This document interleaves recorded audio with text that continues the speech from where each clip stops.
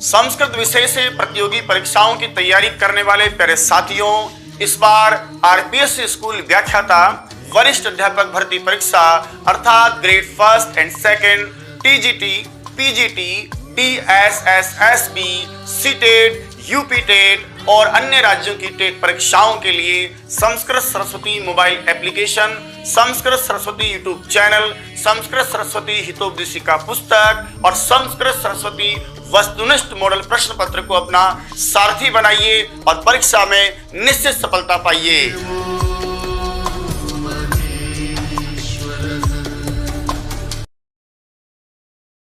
संस्कृत विषय से प्रतियोगी परीक्षाओं की तैयारी करने वाले प्यारे साथियों, इस बार आरपीएस स्कूल व्याख्याता वरिष्ठ अध्यापक भर्ती परीक्षा अर्थात grade first and second, TGT, PGT, TSSSB, CTET, UP TET और अन्य राज्यों की टेट परीक्षाओं के लिए Sanskrit Saraswati mobile application, Sanskrit Saraswati YouTube channel, Sanskrit Saraswati Hitopadeshika पुस्तक और संस्कृत सरस्वती वस्तुनिष्ठ मॉडल प्रश्न पत्र को अपना सारथी बनाइए और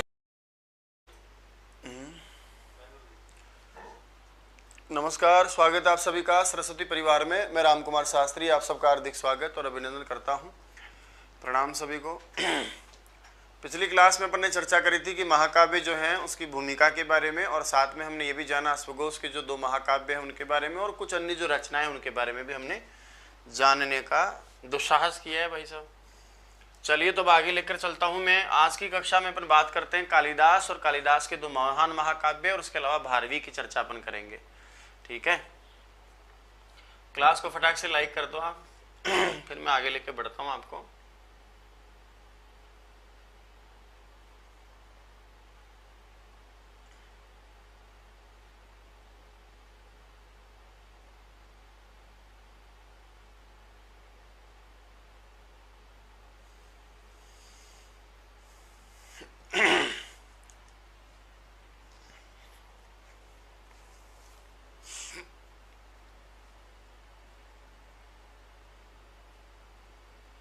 चलिए, आज कालिदास से अपन स्टार्ट करते हैं, और स्कूल व्याख्याता का पेपर भी आप सब लोग देने वाले हैं, ऐसा मुझे भी पता है और आप भी जानते हैं, है ना। तो मेरे पास में 14 मॉडल पेपर हैं आरपीएससी स्कूल व्याख्याता के। आप लोगों की इजाजत हो तो मैं पढ़ा दूं आप सब लोगों को।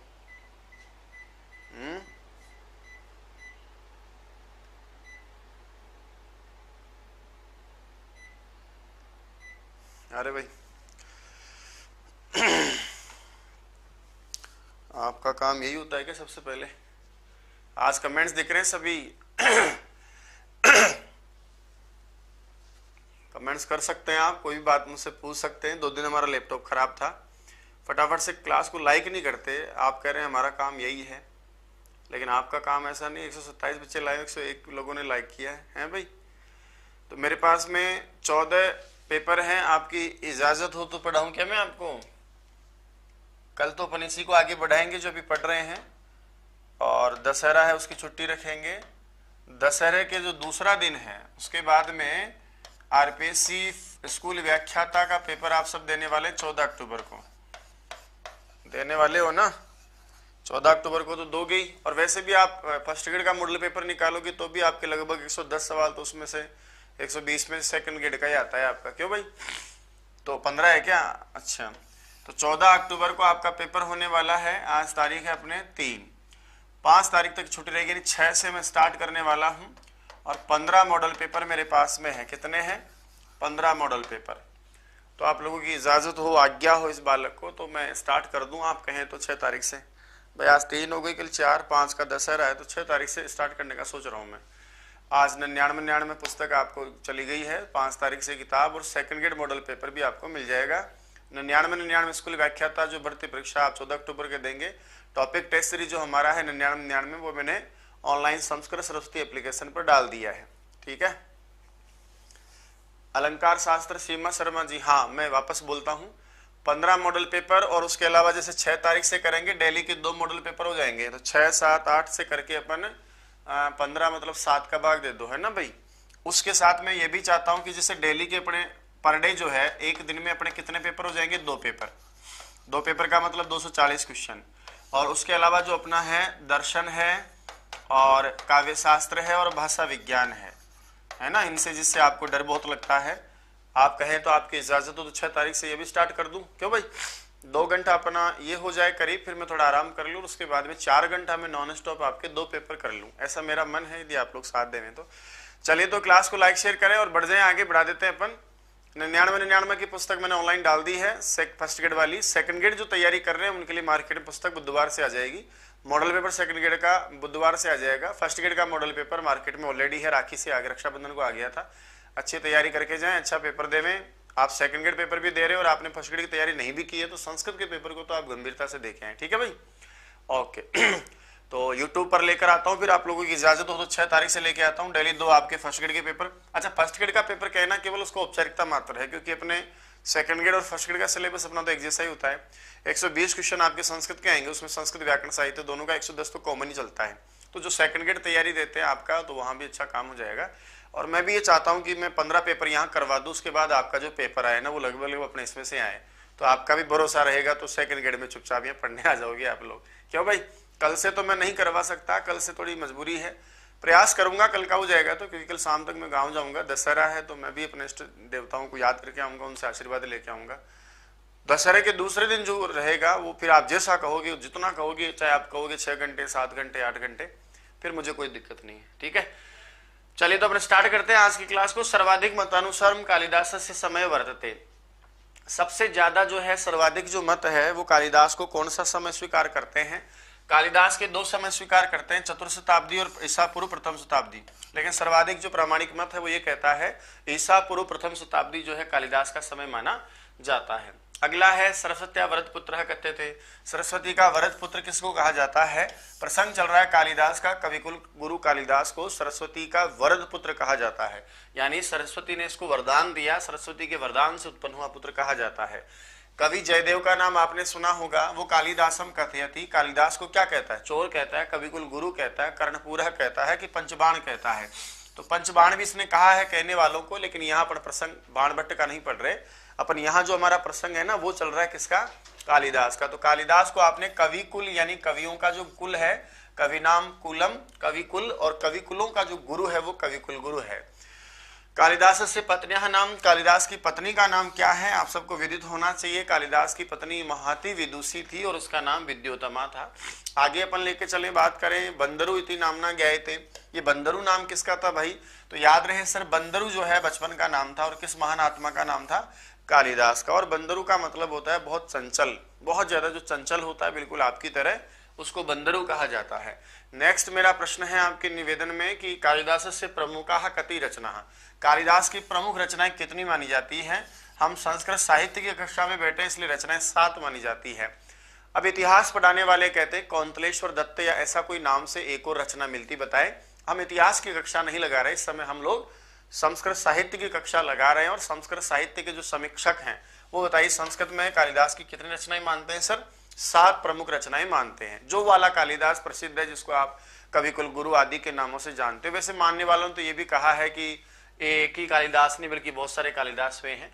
कालिदास की इन 7 रचनाओं में कति महाकाव्य यानी कितने महाकाव्य हैं, बात करें 2 महाकाव्य, एक तो आपका रघुवंशम और दूसरे का नाम कुमार संभवम, तो 2 इसमें आपके महाकाव्य हैं। इसके बाद में ये प्रश्न आपके सेकंड ग्रेड फर्स्ट ग्रेड दोनों एग्जाम में आ चुका है, क्योंकि 2 बार प्रश्न है कि बताइए कविकुल गुरु हो कति रूपकाणी, कविकुल गुरु के कितने रूपक, यहाँ कालिदास का नाम नहीं लिखा, उनका उपनाम लिखा है कि कविकुल गुरु जो है उनके कितने रूपक हैं। अब देखो सर रूपकों में भी आपके पास में 2 चीजें हैं यहाँ पर, एक आपके नाटक की बात करें और एक आपका इसमें रूपक जो है उसमें त्रोटक है। एक भैया ने मुझे एक दिन कमेंट्स किया था व्हाट्सएप पर, मुझे याद आ रहा है कि सर रूपक और नाटक एक ही होते हैं क्या, ऐसा बिल्कुल भी नहीं है। रूपक जो होता है जिसमें अभिनय किया जाता है वो अभिनय वाला रूपक बहुत सारा होता है, जिसमें रूप का आरोप कर दिया जाए, अभिनय करके पहले की अवस्था को दोबारा बताया जाए, उसको हम रूपक साहित्य कहते हैं। और रूपकों में फिर अलग अलग कैटेगरी के हिसाब से, रस आदि की विभिन्नता के हिसाब से, कथानक के हिसाब से, नायक नायिकाओं के भेद के हिसाब से अलग अलग 10 भागों में बांटते हैं। तो ये सब क्या है वास्तव में अभिनय वाले सब रूपक हैं, लेकिन रूपकों में ही अंदर आगे जाकर आप पढ़ोगे तो कितने रूपक आ जाते हैं सर आपके 10 रूपक आ जाते हैं। और उनमें एक नाटक है। और उसके बाद में जो छोटे वाले होते हैं, गुणवत्ता में जो है कम भूमिका वाले, वो आपके उपरूपक हैं, जिनमें कि आपका त्रोटक भी है। तो कविकुल कालिदास के 3 तो रूपक हैं, और इन रूपकों में सर 2 आपके नाटक है, एक आपका त्रोटक है। ये भी ध्यान रखना, परीक्षा में कई बार शब्दों पर बहुत ज्यादा जो है जोर दे दिया जाता है। तो नाटक पूछे कालिदास के तो कितने हैं? 2। रूपक में आपके सारे के सारे आ जाते हैं 3 की भाई, रूपक साहित्य के हिसाब से 3 है, मालविकाग्निमित्रम, विक्रमोर्वशीयम और अभिज्ञान शाकुंतलम। रूपक 18 नहीं है तासु गढ़वाल भाई, रूपक हैं 10। उपरूपक कितने होते हैं? वो 18 होते हैं। ये भी आपके सेकंड ग्रेड एग्जाम में आ चुका है। कालिदास के कितने खंड काव्य हैं? तो कालिदास के 2 ही खंड काव्य हैं, एक का नाम ऋतु संहार और एक का नाम आपका मेघदूत है। बहुत प्रसिद्ध है दोनों ही चीजें। फर्स्ट ग्रेड में आप दोनों खंड काव्यों को अलग से विस्तार से पढ़ते हो, और सेकंड ग्रेड में आप सामान्य अध्ययन करते हैं। गीति काव्य मस्ती, निम्न में से किसको गीति काव्य कहा जाता है? ध्यान रहे सर, ऋतु संहार को भी कुछ लोग जो है एक तरफ जो है गीति काव्य मानते हैं, लेकिन विशेष रूप से जो मैकडोनल का नाम आता है, एक पाश्चात्य विद्वान, ये जो पाश्चात्य विद्वान है वो सभी इसको गीति काव्य में रखते हैं। और मैकडोनल का नाम सबसे प्रमुख आता है, और वो कहता है कि मेघदूत जो है उसमें कालिदास ने अपने आप को दर्शाने का काम किया है, अपने आप को दुनिया के सामने रखने का काम किया है। उसकी पत्नी ने उसको घर से निकाल दिया था, इसी भावनाओं को उसने यक्ष और यक्षिणी के माध्यम से व्यक्त किया, और ये दिखाया है कि जब पत्नी घर से निकाल दे किसी को तो क्या पीड़ा होती है, क्या इंसल्ट फील करता है आदमी, इसलिए इसको गीति काव्य कहा जाता है। बात करें कालिदास के काव्यों में पहला महाकाव्य कौन सा है? तो सर 2 ही तो महाकाव्य हैं। पहला जो महाकाव्य है सर उसका नाम है कुमार संभव, और दूसरा जो महाकाव्य आप समझ गए होंगे उसका नाम है रघुवंशम। तो पहला कहो कुमार संभव हो जाएगा, दूसरा कहो रघुवंश हो जाएगा, अंतिम कहो रघुवंश हो जाएगा।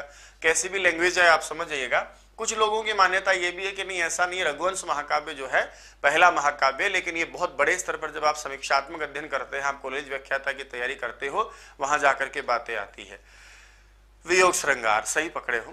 अस्ति कश्चिद वाग विशेषः इति उक्तम, ये जो लाइन मेरे सामने है कि कोई विशेष बात है क्या, ये जो बात है इति उक्तम, ये किसके द्वारा की गई भाई? सरस्वती के द्वारा कही गई। विद्युतमा ने कहा, महाकाली ने कहा कि दुर्गा ने कहा।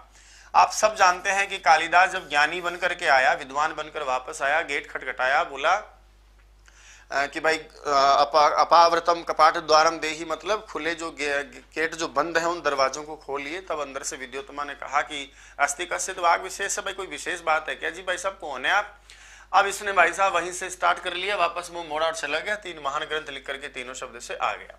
श्रुतबोध का नाम भी आपने सुना होगा, एक यह आपका छंद शास्त्र का ग्रंथ है। जानकारी के लिए बता दूं, ये जो है छंद शास्त्र का ग्रंथ है, कालिदास की 7 रचनाओं में नहीं आता, लेकिन फिर भी इसका रचयिता कालिदास को माना जाता है। 22 दिसंबर 2010 का पेपर हुआ था, जिसमें आपका एक प्रश्न सेकंड ग्रेड में आया हुआ सवाल है। अब वो कालिदास वो वाला कालिदास ही है, एक दूसरा कालिदास है, इसका प्रमाणिक मत नहीं है, लेकिन कालिदास इसके रचनाकार है, ऐसा प्रमाण मिलता है। श्रुतबोध की बात करें हम, आगे चले। कस्य सभायाम नवरत्नानि तेसु रत्नेषु कालिदासो अपि, किसकी सभा में 9 रत्न है? अब अलग अलग का जो राजा हुए हैं उनके सभाओं में नवरत्न हुए, लेकिन यहाँ थोड़ा इशारा दिया भाई आप उसके नहीं, ये गलत है, काली माँ का आशीर्वाद, ऐसा तो कोई प्रश्न पूछा ही नहीं मैंने आपसे।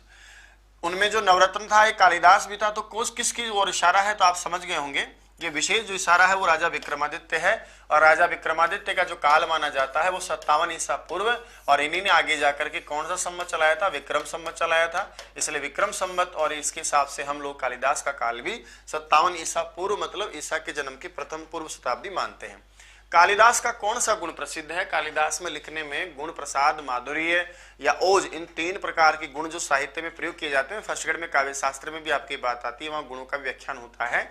तो कौन सा गुण कालिदास का मानते हो आप, या कौन सी विशेषता है? यहाँ गुण मतलब विशेषता भी लिया है। उपमा, अर्थ, गौरव, पदलालित्य या सभी के सभी? सभी के सभी तो हम आगे के लिए छोड़ते हैं, फिलहाल हम लेते हैं उपमा कालिदास से। उपमा जो है वो कालिदास का विशेष गुण है, क्योंकि उपमा अलंकार कालिदास में कोई बराबरी मुकाबला ही नहीं है।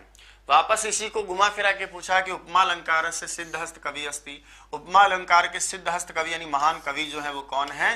तब आपका उत्तर हो जाएगा उपमा कालिदास से भारवे अर्थ गौरवम दंडिनः पद लालित्यम, आगे संति त्रयोगुण आपने पढ़ा होगा, उस श्लोक को आप जरूर याद कीजिएगा। उसमें कई बार खाली स्थान छोड़ के भी प्रश्न आगे पीछे आपसे पूछ रखा है, उसी की जो है भावना यहाँ प्रकट की गई है। लघुत्रय्याम कस्य काव्य से गणना भवति, लघुत्रयी के नाम से आपने पढ़ा होगा। बृहत्त्रयी तो आपने महान किसी ने के नाम से पढ़ा है ना आपने। अरे बृहत्त्रयी को याद करने के लिए मैंने आपको बताया था किसी ने शब्द को याद कर लेना, और आगे यदि लघुत्रयी पकड़ना हो तो आप लोग कुमार शब्द याद कर लेना। कु से हो जाएगा आपका कुमार संभवम, माँ से मेघदूत और रे से रघुवंश हो जाएगा। यहाँ बात हम कर रहे हैं लघुत्रयी की, तो एक रचना को सर आप निकाल दीजिए, मेघदूत को शिशुपाल की जगह शिशुपाल समझिएगा, ये थोड़ा मिसप्रिंट है, गलत टाइपिंग है, ठीक है भैया, फोटो ले ले इसकी।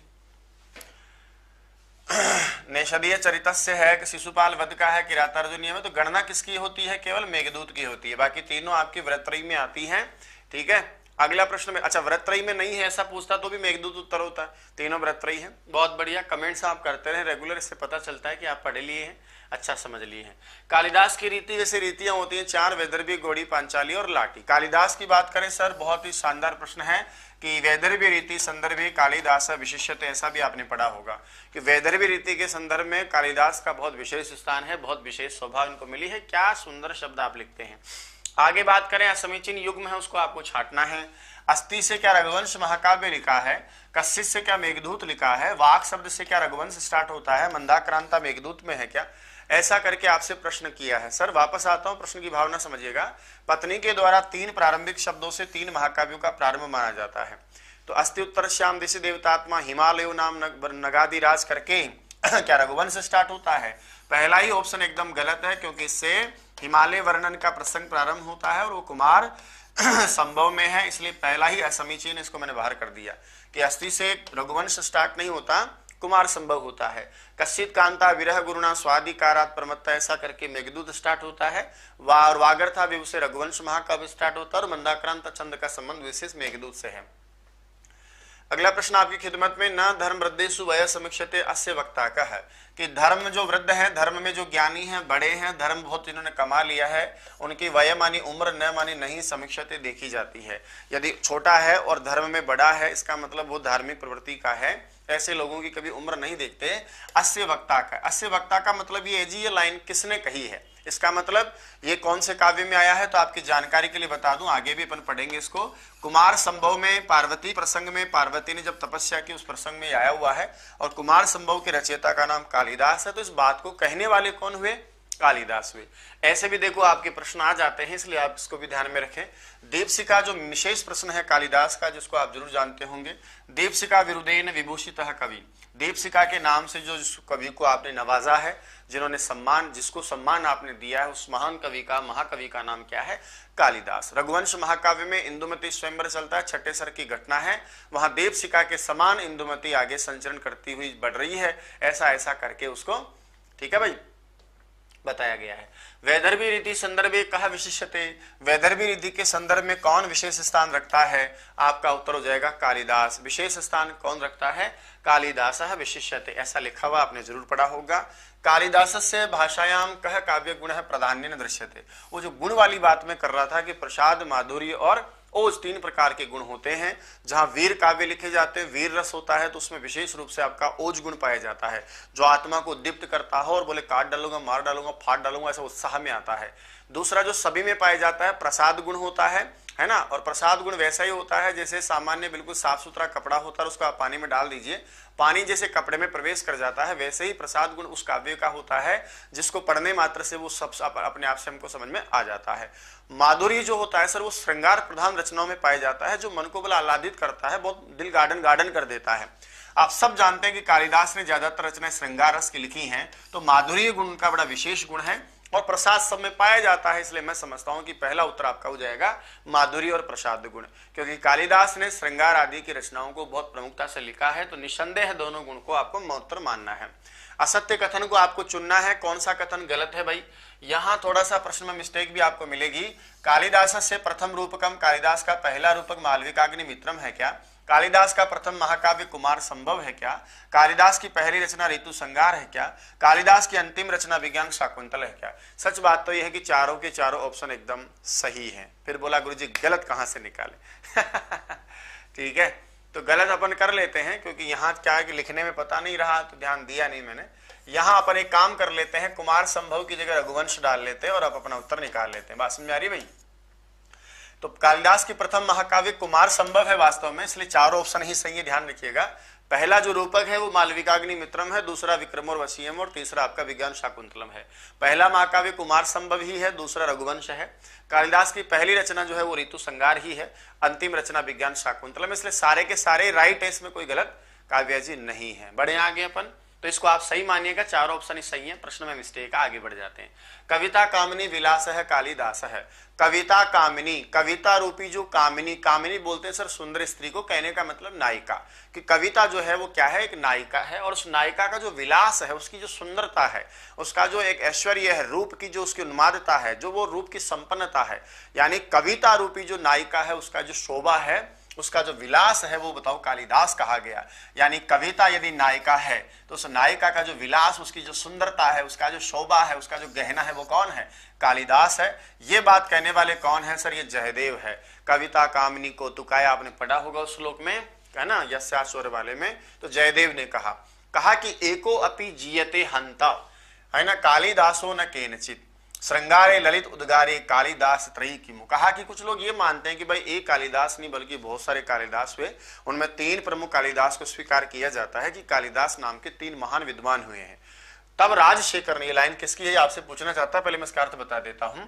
कहा कि एको अपि जीयते हंत कालिदासो न केनचित, कहा कि एकमात्र कालिदास भी किसी के द्वारा नहीं जीता गया, अर्थात उसके मुकाबले का साहित्य किसी के बाप से नहीं लिखा गया, तो एक कालिदास ही किसी से नहीं जीता गया, है ना। तो कहा कि श्रृंगार और सुंदर जो है काव्य लिखने में यदि 3 कालिदास हो जाएं तो फिर बताओ क्या होगा इस दुनिया का, कि एक कालिदास ही किसी के बस में नहीं हुआ, तो बताओ फिर 3 कालिदास यदि होंगे तो श्रृंगार और सुंदर रचनाओं के लिखने वाले 3 कालिदास यदि हो जाते तो फिर कहना ही क्या। ये कौन कहता है, सुक्ति मुक्तावली का लेखक है राजशेखर, आपने नाम सुना होगा। राजशेखर भैया ये लिखते हैं, समीक्षात्मक हैं, आप बहुत कुछ आपने कालिदास आदि की रचनाओं का आधार मानकर लिखा है। अगला प्रश्न है मेरा कि सुमेलनम कुरुता, अर्थात आपको इनको मिलाना है, ठीक है। मिलाने में भाव क्या है तो मैं आपको पहले ही समझा देता हूं। भाव कुछ इस प्रकार है, यहाँ पर यही मिला लेंगे अपन, कि भाई ये जो 3 वाक्य आप लोग पढ़ते हैं कि अस्ति कश्चित और वाग विशेष से 3 महाकाव्यों की या 3 काव्यों की रचना हुई, तो कौन से शब्द से कौन सा काव्य प्रारंभ होता है आपसे, वो आपको देखना है, ठीक है भाई। चलो, कुमार संभवम कश्चित कांता विरह गुरुणा से चलता, मतलब इसको मिलाना है आपको। तो कुमार संभव में सबसे पहले हिमालय का वर्णन किया गया कि जिस देश के उत्तर में हिमालय वर्णन स्थित है, ऐसा करके अस्ति कश्चित बाला, जो अस्ति उत्तरश्याम दिशि देवतात्मा, तो ए में तो आपका 2 आ जाएगा, अस्ति उत्तरश्याम दिशि देवतात्मा। मेघदूत में विरह का प्रारंभ होता है, अस्ति कश्चित कांता विरह गुरुणा, तो इसमें आपका 1 आ जाएगा।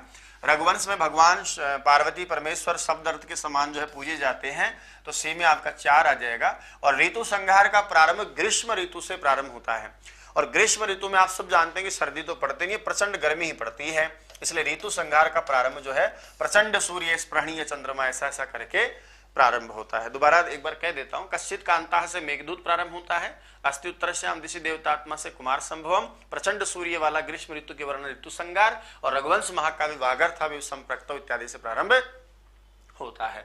अगला मेरा प्रश्न है आपकी खिदमत में, बढ़ते हैं अपन आगे। जमा दिया, बहुत अच्छी बात आप लोगों ने। कुमार संभवम इति महाकाव्य से प्रणेता कह, कुमार संभव जो महाकाव्य है उसके लेखक का नाम क्या है, सामान्य प्रश्न है, आप सभी बुद्धिजीवी इसको बता सकते हैं, कोई दिक्कत नहीं है, कालिदास है। लेकिन ध्यान रहे, अति कई बार अपन अति कर जाते हैं, खुशी खुशी में कहें फूला फूलगी काल का दिन भूलगी, तो ध्यान रखना जितना सस्ता सरल सुंदर प्रश्न आता है ना, उतना ही लफड़ा कर जाता है जिंदगी में। कुमार संभव से गणना बहुत ही, ये जो कुमार संभव नाम का महाकाव्य, इसकी गणना आप किस में करते हो भाई, बृहत त्रयी में करते हो, लघु त्रयी में करते हो, प्रस्थान त्रयी में करते हो कि वृद्ध त्रयी में करते हो, तो किस में गणना होती है, तो भाई साहब बृहत त्रयी में तो होती नहीं है, लघु त्रयी में ही रचना हो जो है इसकी गणना होती है। उसमें कुमेर शब्द याद कर लो आप, कु से कुमार संभव पहला हुआ, मे से मेघदूत हुआ, और रे से रघुवंश हुआ। और खास बात क्या है कि जो लघु त्रयी है ना, इस लघु त्रयी की जो रचनाएं हैं, तीनों की तीनों रचनाओं के लेखक का नाम ही क्या है, कालिदास।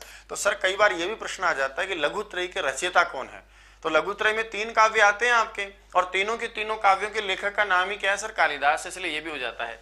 कई लोगों ने अभी भी क्लास को लाइक नहीं किया है, क्लास को लाइक करो, लाइक करो, उसको दबाओ। अभी कई लोग क्लास देखते हैं लेकिन लाइक नहीं करते, बड़े बड़े घरों के बड़े बड़े लोग हैं, आप लोगों से क्या कहना पड़ता है ना, बिना कहे आपको सूझता नहीं है, ना लाइक लो।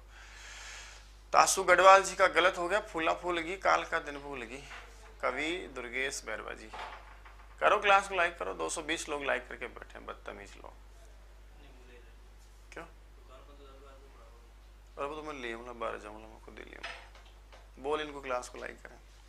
कुमार संभव कति सर्गा, कुमार संभव में कितने सर्ग है भाई, कुमार संभव कालिदास का पहला सर्ग है और पहला महाकाव्य है, और इसमें सर्गों की संख्या कितनी है, 17 है ना। आगे चलो, अगला मेरा प्रश्न है आपसे साहित्य में कति सर्गान, ये बहुत प्यारे प्रश्न आने वाले यहाँ से। कुमार संभव हल्का काव्य नहीं है, कुमार संभव और रघुवंश महाकाव्य के प्रश्न में आपके सामने लेकर आ रहा हूँ। दोनों ही हल्के नहीं, बहुत भारी हैं, अभी आपकी हवा निकल जाएगी। चलो आगे बढ़ता हूं मैं। कति सर्गान अधिकृत्य, कितने सर्गों को आधार बनाकर मल्लीनाथ टीकाम कृतवान, मल्लीनाथ ने टीका लिखी। आपकी जानकारी में होना चाहिए कि मल्लीनाथ ने 8 सर्ग पर्यंत ही टीका लिखी है, यानी एक ऐसा महाकाव्य या काव्य जिसके ऊपर मल्लीनाथ के संपूर्ण महाकाव्य पर टीका नहीं, उसका नाम कुमार संभव है। कौन सा है वो? कुमार संभव। और कितने तक लिखी सर? उसने 8वें तक लिखी है। क्यों लिखी 8वें तक, उसका कारण भी बताता हूं, पहले थोड़ा आगे बढ़ जाता हूं, क्या पता प्रश्न ही हो आगे अलग से। अष्ट सर्गतः सप्तदश सर्ग पर्यंतम टीकाम कृतवान। अब 8 तक मल्लीनाथ ने लिखी, तो फिर 8 से लेकर के 17 सर्गों तक टीका लिखने का काम किसने किया? तो आपने एक नाम सुना होगा, सीताराम भट्ट परवणिकर के नाम से एक विद्वान हुए हैं, उन्होंने ये काम पूरा किया। तो मल्लीनाथ ने केवल 8 सर्ग लिखे, 8वें भी पूरी नहीं लिखी, उसको छोड़ दिया, उनसे रहा देखा नहीं गया इस प्रकार का वर्णन, तो उन्होंने छोड़ दिया। और उसके बाद जो है टीका लिखने का काम सीताराम भट्ट परवणिकर ने लिखा। हुआ क्या है कि कालिदास और जो शिव और पार्वती हैं उनका विवाह हो जाता है 7वें सर्ग में। 8वें सर्ग में दोनों का विवाह के बाद की जो क्रियाएं हैं, मतलब रति क्रिया है, संभोग है, या उनका मिलन है, उनकी बातें हैं, वो सब बहुत खुले में दिखाया गया है। अब नायक नायिका का वर्णन करना कोई बुरी बात नहीं है, लेकिन जब नायक नायिका अपने इष्ट हो, अपना देवी उनका जो है अपना महत्व हो, है ना, भगवान उन्हें हम मानते हैं और उनका इतना खुला वर्णन करे, है ना, तो वो गलत बात है। जैसे मैं आपको कल कह रहा था कि बाण भट्ट जो है उसका ससुर आया और अपनी बेटी को नहाते हुए देखता और वो उसका वैसा ही वर्णन कर देता है, तो एक बेटी का वर्णन पिता करे, ये बहुत गंदी बात है, मतलब असभ्य बात है। वैसे यहाँ पर भी अपने इष्ट के बारे में ऐसी बात सोचना, कहना, लिखना बहुत गलत बात है। तो ये मानते भी हैं आनंदवर्धन और मम्मट, आगे आप पढ़ेंगे, इन दोनों ने कहा कि 8वां सर्ग बिल्कुल अनुचित है। और कई लोग ये भी मानते हैं कि शायद कालिदास ने जो है यहाँ के बाद का रचना लिखी नहीं होगी, किसी और कालिदास ने लिखा है, तो ऐसा करके जो है लिखते हैं। तो अष्ट सर्ग के बाद में सीताराम भट्ट परवणिकर का नाम आता है। बात करें सर हम कुमार संभव के नायक का नाम, देखो नायक को लेकर के भी लफड़ा है। जितने बड़े स्तर पर आप पढ़ेंगे और असली संस्कृत को समझेंगे सर, आपको नायक मिलेगा या शिव। कारण क्या है कि इस काव्य को हम नायिका प्रधान महाकाव्य भी कहते हैं। अब नायिका प्रधान महाकाव्य कह रहे हो तो इसका मतलब नायिका कौन है? पार्वती। तो नायक कौन हुआ? शिव। और शिव को नायक मानते हो, पार्वती को नायिका मानते हो, तो रस का नाम होता है सर श्रृंगार। लेकिन सामान्यतः हम लोग देखते हैं अपनी परीक्षा के लिहाज से, तो कुमार संभव का नायक माना जाता है कुमार कार्तिकेय। तब इसमें कोई नायिका है नहीं। जब कुमार कार्तिकेय को आप नायक मानोगे तब फिर आपका रस श्रृंगार नहीं होगा, फिर रस का नाम क्या हो जाएगा? वीर। अब आगे मैं लेकर चलता हूं। महाकाव्य का प्रतिनायक मतलब खलनायक कौन है? तो जिसका वध करने के लिए कुमार का जन्म होता है, उस राक्षस का नाम तारकासुर है। ये देवताओं को बहुत आतंकित करता है, बहुत परेशान करता है। इसका लफड़ा खत्म करने के लिए शिव का विवाह पार्वती से करा करके कुमार का जन्म करवाया जाता है और फिर वो उसको गोलियों से भून डालता है। कुमार संभव से का मुख्य रस है? कुमार संभव का मुख्य रस क्या है? यदि कार्तिकेय नायक है तो कार्तिकेय ने उसका वध किया, लड़ाई झगड़ा हुआ, उत्साह में वीर रस पाया जाता है। तो ऐसा पूछने पर आपको रस का नाम क्या बताना है? वीर रस, यदि नायक कार्तिकेय है तो। कुमार संभव का रीति प्रतिपादिता, कुमार संभव में कौन सी रीति है? अब आप जानते हैं कि कुमार संभव के लेखक का नाम कौन है? कालिदास। तो कालिदास के जितने भी ग्रंथ होंगे उनमें वैधर्य भी रीति पाई जाएगी ना भाई साहब, इसलिए इसको आपको अलग से रटने की कोई आवश्यकता नहीं है। ऐसे भी प्रश्न तैयार किए जाते हैं कि वैधर्य भी रीति होगी, क्योंकि कालिदास की रचना है, तो अलग से सोचने की आपको आवश्यकता नहीं है। कहा कि कुमार संभव का उपजीव्य क्या है? आप लोगों ने अलग अलग पढ़ा होगा, बहुत सारी चीजें आपने पढ़ी होंगी। मार्कंडेय पुराण का नाम भी आता है, शिव पार्वती खंड भी अलग अलग आता है। इसी तरह से एक पुराण और है जिसका नाम है स्कंद पुराण। स्कंद पुराण में भी ऐसा मिलता है कि वहां पार्वती खंड के नाम से शिव पार्वती की कथा मिलती है। उसी कथा को आधार मान करके जो है कुमार संभव महाकाव्य की रचना की गई है। बाकी ज्यादातर इसका जो है उपजीव्य पूछने की संभावना न के बराबर रहती है। नेक्स्ट करते हैं। कहते हैं कि कुमार संभव में कति सर्गा कालिदास से मन्यते, कुमार संभव महाकाव्य में कितने सर्ग कालिदास के माने जाते हैं? मैंने अभी भी आपको बातों ही बातों में कहा ना कि 8 सर्ग और 8वां भी पूरा नहीं माना जाता। 8 सर्ग ही कालिदास के द्वारा लिखे हुए माने जाते हैं। इसके बाद के सर्गों को कालिदास द्वारा लिखा हुआ नहीं माना जाता, क्योंकि 8 सर्ग में और 8वें के बाद में बहुत ही गंदी भाषा में वर्णन किया गया है। और अष्टम सर्ग जो है 8वां सर्ग है, उसको कौ मानी कौन दो लोग अनुचितम मन्यते, अनुचित मानते हैं। कौन दो लोग हैं जो विशेषकर 8वें को अनुचित मानते हैं? तो सर एक तो आपके मम्मट भैया और एक आपके आनंदवर्धन का नाम आपने सुना होगा। ये दोनों बिल्कुल खिलाफ हैं इसके कि 8वां सर्ग काव्य की दृष्टि से, वर्णन की दृष्टि से इतना खुला वर्णन जो किया है वो बिल्कुल भी ठीक नहीं है। तो आनंदवर्धन और मम्मट 8वें सर्ग को अनुचित मानते हैं। कुमार संभव महाकाव्य प्रमुख गुण या प्रयुक्त गुण है अस्ति, कुमार संभव जो महाकाव्य है उसमें प्रयुक्त गुण का नाम क्या है? अब यहाँ पर देखो माधुर्य प्रसाद सभी हो सकता है, लेकिन ज्यादातर यहाँ लोगों ने प्रसाद गुण को प्राथमिकता दी है कि इसमें प्रसाद गुण जो है, वैसे इस प्रश्न को अपन ऐसा मानेंगे नहीं, ठीक है नहीं, क्योंकि दोनों गुणों का जो है बराबर में मिलता है। कुछ लोग माधुर्य को भी मानते हैं, कुछ लोग इसको भी मानते हैं, तो ये प्रश्न ज्यादा तार्किक है नहीं, क्योंकि ऐसा प्रश्न करना लगभग थोड़ा लफड़ा पैदा कर देता है। क्यों भाई? तो प्रसाद और माधुर्य दोनों ही गुण पाए जाते हैं, इसलिए थोड़ा तार्किक प्रश्न है नहीं, दोनों को एक साथ लिखना चाहिए था। कुमार संभव से मंगलाचरणम। अब कुमार संभव में आपने सबसे पहला पढ़ा कि अस्ति उत्तर श्याम दिशि देवतात्मा हिमालय नाम नगाधिराज, यानी हिमालय वर्णन से काव्य का प्रारंभ होता है, डायरेक्ट कहानी स्टार्ट होती हो, जहां किसी भी देवता की स्तुति वगैरह कुछ नहीं होती, कोई आशीर्वाद की कामना नहीं होती, ऐसी जगहों पर मंगलाचरण वस्तु निर्देशात्मक पाया जाता है। डायरेक्ट ही महाकाव्य प्रारंभ हो रहा हो, हिमालय वर्णन से प्रारंभ हो रहा है, तो यह डायरेक्ट होने से इसका नाम वस्तु निर्देशात्मक मंगलाचरण है। कुमार संभवे मल्लिनाथ से टीका। कुमार संभव महाकाव्य पर मल्लिनाथ की टीका का नाम क्या है?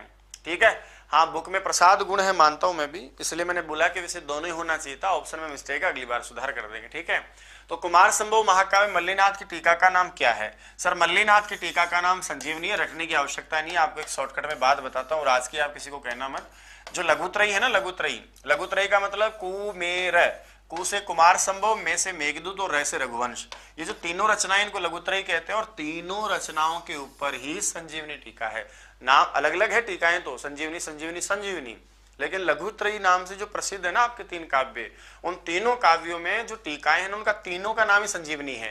तो कुमार संभव पर भी संजीवनी, मेघदूत पर भी संजीवनी और रघुवंश पर भी संजीवनी। लफड़ाई खत्म, आपको रटने की आवश्यकता नहीं है, समझ गए? लघुत्रयी पर कौन सी टीका है? सर संजीवनी टीका है। असत्य कथन छाटना है, आइए असत्य कथन की ओर चलते हैं, देखिए आप लोग पकड़ पाते हैं कि नहीं। कुमार संभव के पहले सर्ग में हिमालय वर्णन है क्या? कुमार संभव के दूसरे स्वर्ग में तारकासुर पीड़ित देवता ब्रह्मा के पास में जाते हैं क्या? कुमार संभव के तीसरे सर्ग में कामदहन है, मतलब कामदेव का जलना दिखाया गया है क्या? कुमार संभव के षष्ठ सर्ग में रेवतक पर्वत का वर्णन है क्या? आप यदि इन बातों को बहुत गहराई से पढ़े हैं, कथानक को आपने बहुत अच्छे से समझा है, सीखा है, आपके जानकारी के लिए बता दूं कि छठे सर्ग में रेवतक पर्वत का वर्णन नहीं है, बल्कि पंचम में है। ये बिल्कुल गलत बात है। कामदेव का दहन तीसरे में ही होता है और देवता जो है वहां जाते हैं दूसरे में। हिमालय वर्णन से ही काव्य का प्रारंभ होता है, इसलिए पहले में है। और ये सारी की सारी चीजें एकदम परफेक्टली आपके परीक्षा के काम की है। रेवतक पर्वत का वर्णन भी बहुत अच्छे से किया गया। चौथे में सैन्य शिविर की स्थापना और पांचवें में रेवतक का वर्णन प्रारंभ हो जाता है। कुमार संभव में रति विलाप भी है। रति कब रोएगी भाई? जब उसका धनी मतलब पति खत्म हो जाएगा, और पति खत्म होता है तीसरे में, तो रोएगी कब? चौथे में। बात समझ आ रही है? तो भाई साहब कामदेव का दहन कब हुआ था? तीसरे में, और उसके बाद में जो रति कामदेव की पत्नी है वो विलाप करती है किसमें? चौथे सर्ग में। याद रखिएगा, सब बहुत महत्वपूर्ण फैक्ट है। अनर्गल मैंने कुछ भी उठाने का प्रयास नहीं किया है, जो परीक्षा में आ गया हो, आने की संभावना हो, बहुत महत्वपूर्ण हो, वही उठाया है। भगवान शंकर है कस्य वेशम स्वीकृत्य। भगवान शंकर किसका वेश धारण करके पार्वती में परीक्षते, पार्वती की परीक्षा लेते? तो ब्रह्मचारी का वेश धारण करके गए थे। ब्रह्मचारी शब्द नहीं है यहाँ पर, ब्रह्मचारी शब्द की जगह बटू, और बटू का गुरु की तरह क्या बनेगा? षष्ठी एकवचन में बटो हो। तो बटू यानी ब्रह्मचारी का वेश धारण करके गए थे, और पार्वती को खूब परेशान उन्होंने किया, चिड़ाया, धरा, कहाँ पावड़ा आदमी से ब्याह कर ली तू। कुमार संभव से कस्मिन सर्गे कुमार प्राप्ति। कुमार संभव जो है इसका नाम ही कुमार की उत्पत्ति है। तो कुमार की उत्पत्ति या प्राप्ति कौन से वाले सर्ग में होती है? सर 11वें सर्ग में जो है कुमार का जन्म होता है। भाई कुमार संभव महाकाव्य का नाम ही क्या है? कुमार संभव, यानी कुमार की उत्पत्ति, कुमार का जन्म, है ना। हाँ, रेवतक पर्वत का वर्णन शिशुपाल वध में, माफी चाहता हूं मैं, सही बोले आप। रेवतक पर्वत का वर्णन, एक मिनट, सही बोले आप, लेकिन है तो छठे सर्ग में ना। रेवतक पर्वत है शिशुपाल वधम में, लेकिन छठे सर्ग में। अच्छा, ये भी गलत है, सही पकड़े आप। छठे सर्ग में भी नहीं है, सही है, आपका आइडिया एकदम परफेक्ट है। पहली बात इसमें भी नहीं है, और सबसे मेन बात यह कि कुमार संभव में रेवतक पर्वत का वर्णन है ही नहीं। कुमार संभव में तो आपका क्या नाम है इसका, हिमालय का वर्णन है। अब मेरा ध्यान इधर गया नहीं, जल्दबाजी, मुझे गलत लगा तो मैंने इसको पकड़ लिया। आपने ये भी सही पकड़ा, एक भैया जी ने बोला भी कि कुमार संभव में रेवतक का वर्णन है ही नहीं, सही पकड़े आप, शिशुपाल वधम में है। दूसरी बात, यहाँ पर षष्ठम सर्ग की जगह पंचम सर्ग आना चाहिए, तो वहां हम लिखेंगे, ऐसा पढ़ेंगे, शिशुपाल वधम में है और पंचम सर्ग में है, छठे में भी नहीं है। तो आपका ध्यान गया, अच्छी बात है। वापस आगे बढ़ जाते हैं, मतलब कुल मिलाकर द ऑप्शन गलत था आपका। आगे मैं आपसे पूछ रहा था किसका बेस, तो बटू का बेस। कुमार संभव में कुमार की प्राप्ति 11वें सर्ग में हो चुकी है। अगला प्रश्न है मेरा, चतुर्थ सर्गे अस्ति। चतुर्थ सर्ग में क्या है? तीसरे में कामदेव का दहन है, तो चौथे में क्या है, रति का विलाप है।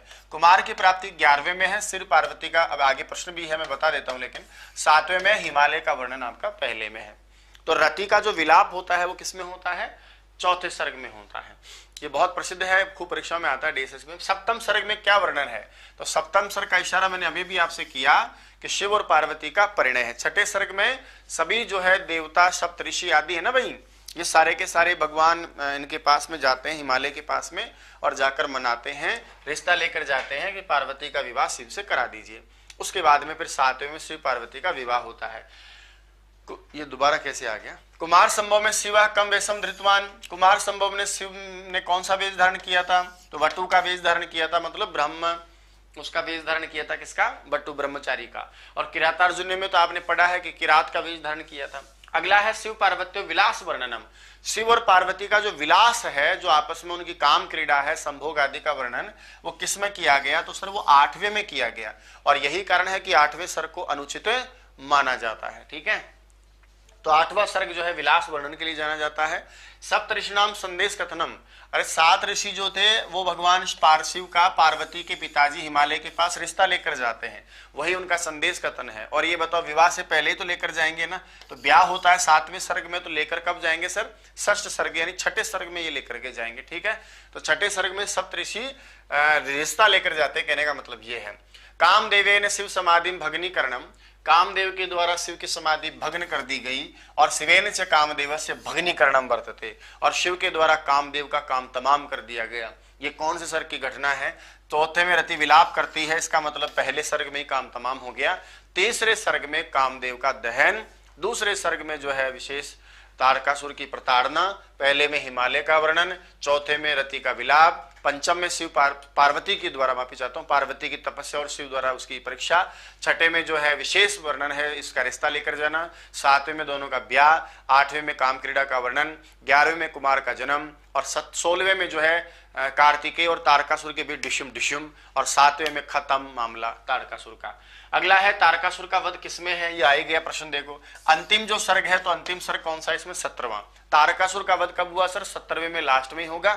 इसके साथ ही महाकाव्य खत्म हो जाता है, तो 17वें में है। और दोनों के बीच युद्ध की बात करें, कुमार और तारकासुर के बीच की युद्ध कब हुआ, तो 17वें में काम तमाम, लेकिन 16 सर्ग में दोनों लफड़ा करते हैं, आपस में डिशुम डिशुम करते हैं, गोलियां चलती हैं, डिशुम डिशुम करके सारा मामला खत्म कर देते हैं।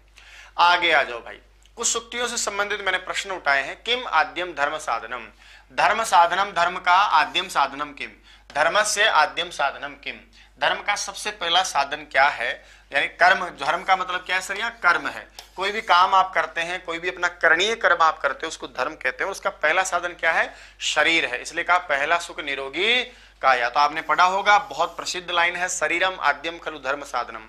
शिव पार्वती को समझाते हैं, छोरी बावड़े आदमी के चक्कर में तपस्या कर रही है, पागल होगी, खाना पीना छोड़ रखी है, वजन तेरा 62 किलो था और तू हो गई छोरी 22 किलो की, मारी जाएगी। बोला ना शिव मिलेगा, और उसमें रखा ही क्या, तू बावड़ी उरी बिना ही बात उसके चक्कर में है। इस तरह से तो शरीरम आद्यम खलु धर्म साधनम। और एक आपने बहुत प्यारी सूक्ति पढ़ी होगी, केसु मानी किनके सौभाग्य फलाही चारुता। चारुता जो है किनके प्रसन्न करने वाली होती है। किसी भी स्त्री की सुंदरता जो होती है वो किसको प्रसन्न करने के लिए होती है, तो अड़ोसी पड़ोसी को तो होती नहीं है, अपने जनों को ही होती है। और अपना जन कौन होता है, जो प्रिय होता है। अपने प्रियतम को प्रसन्न करने के लिए उनकी सुंदरता होती है कि नहीं भाई। तो जो महिला होती है, नायिका होती है, उसकी सुंदरता प्रियसु सौभाग्य फलाही चारुता, अपने प्रिय जनों को प्रसन्न करने के लिए होती है। इसलिए तो कई लोग अपनी पत्नियों को जो है डीपी लगाते हैं, व्हाट्सएप पर स्टेटस लगाते हैं, फेसबुक पर डालते हैं, आजकल टेलीग्राम पे डालते हैं, इंस्टाग्राम पे डालते हैं, और कहते हैं माई लाइफ माई वाइफ माई जान, और पता नहीं क्या क्या डालते हैं जी। मैं तो अंग्रेजी का भी कम समझदार हूँ, और भी पता नहीं क्या डालती है। बस एक लाइन नहीं डालते, वो बाकी रह गया, थोड़े दिनों बाद तो डाल देंगे कि मेरी जननी, मेरा सब कुछ, मुझे निर्माण करने वाली, मुझे जन्म देने वाली। बोला मैं तो जन्म ही नहीं ले रहा था माँ के घर में, वो तो पत्नी ने कहा कि आप जन्म ले लो जी, मैं ब्याह किससे करूंगी, तो बोला मैं जन्म इसलिए ले लिया। बोला मैं तो पाकिस्तान में जन्म ले रहा था, लेकिन इसने कहा जी आप हिंदुस्तान में जन्म ले लो, मैं आपसे ब्याह कर लूंगी, तो मैं हिंदुस्तान में गलती से पैदा हो गया।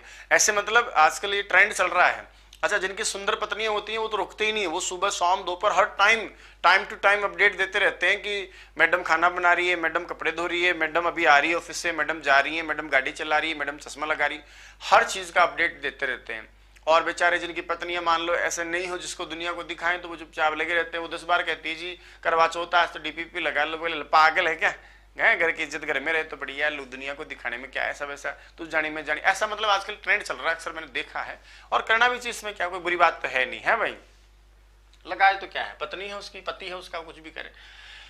पत्नियों के साथ भी ऐसा ही है, जिनके पति बहुत सुंदर है वो रोजाना सुबह शाम सारे दिन लगी रहती है, और जिनके पति भूत की तरह होते हैं, एकदम भूतनाथ हैं, तो वो नहीं लगाती, वो अकेली अपने अपना। मैंने कई लेडीज जो है, कई महिलाएं ऐसी होती हैं मैंने देखा है, जो अपने सारी दिनचर्या शेयर करती है, लेकिन पति की फोटो कभी नहीं डालती इंस्टाग्राम पर इन पे तो मैं समझ जाता हूँ कि इनका पति 100% भूतनाथ है, तो उस भूत को यहाँ दिखाना नहीं चाहती। नहीं तो नीचे कमेंट्स आएंगे, ओ मैडम आप तो सो गॉर्जियस हैं, और आपका ही पति कौन सी दुनिया से लेकर आई हैं आप, कौन से साउथ अफ्रीका के जंगलों से उठा के लाई इसको। तो ऐसे ऐसे कमेंट्स आने से बचना चाहती हैं, इसलिए महिलाएं इस प्रकार का नहीं लगाती है, देखा है मैंने अक्सर चलो आगे चलते हैं अपन। तो कह रहे पति पत्नी है, जाने अपने को क्या। शरीरम माध्यम खलु धर्म साधनम, धर्म का सबसे पहला साधन जो है वो शरीर है। ये युक्ति कहां पर है समझ गए होंगे, जिसका वर्णन हम कर रहे हैं वो कुमार संभव में है, और शिव पार्वती की जो बातें होती है ना उसमें है। अगला है कि समीचीनम नास्ति। अब थोड़ा सारांश में वापस लिया, पार्वती की तपस्या पंचम सर्ग में। जानकारी के लिए बता दूं सर, सबसे गजब का जो सर्ग है ना इसका, सर्वश्रेष्ठ सर्ग, इसकी भाषा भी बहुत प्यारी है और ये कहानी भी बहुत रोचक है। यहाँ वो सर्ग भी 5वां ही है। तारकासुर का वध 17वें में आप कर दीजिएगा, शिव पार्वती का विवाह 7वें में कर दीजिएगा, हिमालय का वर्णन आप पहले में मत करिएगा, दूसरे मत करिएगा, हिमालय का वर्णन आप पहले में करिएगा। तो समीचीन कौन सा नहीं है, लास्ट वाला समीचीन नहीं जो मैंने आपका हटा दिया है। नेक्स्ट मैं आपकी खिदमत में लेकर चलता हूं अगला सवाल आज का। क्लेशः फलेन ही पुनर्नवताम विदित्ते। क्लेश माने जो पीड़ा है ना, वो फलेन माने फल प्राप्ति पर पुनर्नवताम विदित्ते वापस हरी हो जाती है। आप लोग जैसे भी परीक्षा की आप तैयारी कर रहे हैं और जिस दिन आपकी नौकरी लगेगी ना, आपकी आंखों से आंसू बह जाते हैं। पब्लिक कहेगी यार पागल है क्या, नौकरी लगी अब क्यों रो रहा है। वो इसलिए रोता है क्योंकि उसकी नौकरी के जो सुखद समाचार हैं, जो फल मिला है ना, तो वो फल जो होता है वो जैसे ही मिलता है तो क्षण भर के लिए सारी पीड़ाएं एक बार जहन में आ जाती है। इस दिमाग में आता है कि हे भगवान क्या दुख नहीं भोगा मैंने, तो दुख वापस एकदम से याद आ जाते। इसलिए लिखा कि फल जो होता है क्लेशः फलेन ही पुनर्नवताम विदित्ते, कि फल के द्वारा वापस एक बार जो क्लेश है ना वो हरा हो जाता है, घाव हरे हो जाते हैं, पल भर के लिए आंखों में आ जाते हैं। तो वो कुमार संभव की उक्ति है, बहुत प्यारी चीजें हैं, ध्यान में रखिएगा। आगे चलते हैं। कार्तिकेय से वाहनम किम, कार्तिकेय है क्योंकि इसका नायक आपने माना है, तो उसका जो वाहन है वो क्या है, तो कार्तिकेय का वाहन जो है वो क्या है, मयूर है। इसी के साथ कुमार संभव महाकाव्य की बातें समाप्त होती है। नेक्स्ट सेगमेंट में प्रवेश करते हैं, कालिदास से रचना अस्ति। नेक्स्ट जो मेरा सवाल है, बातें हैं अब वो चेंज हो रही है। कालिदास की रचना छाटनी है साहब, रघुवंश मिल गया, पहला ही मेरा उत्तर है। किरातार्जुनीय भारवी का, नेस्दियम श्रीहर्ष का, शिशुपाल वधम किसका भाई, माघ का है। तीनों भरतत्रयी की रचनाएं हैं। यहाँ कालिदास की रचना का नाम रघुवंश समझ मिला दिया मैंने। नेक्स्ट करता हूँ, लघुत्रयाम गण्यते, कौन लघुत्रयी में आती है भाई, शिशुपाल वधम तो व्रतत्रयी में आती है, ऋतु संगार किसी में भी नहीं आता, विज्ञान शाकुंतलम नाटक है किसी में नहीं आता। तो लघुत्रयी में अभी मैंने आपसे कहा कुमेर आता है। मनोज यादव भाई को बहुत बहुत साधुवाद और धन्यवाद इस प्यार प्रेम के लिए। तो रघुवंश महाकाव्य लघुत्रयी में आता है।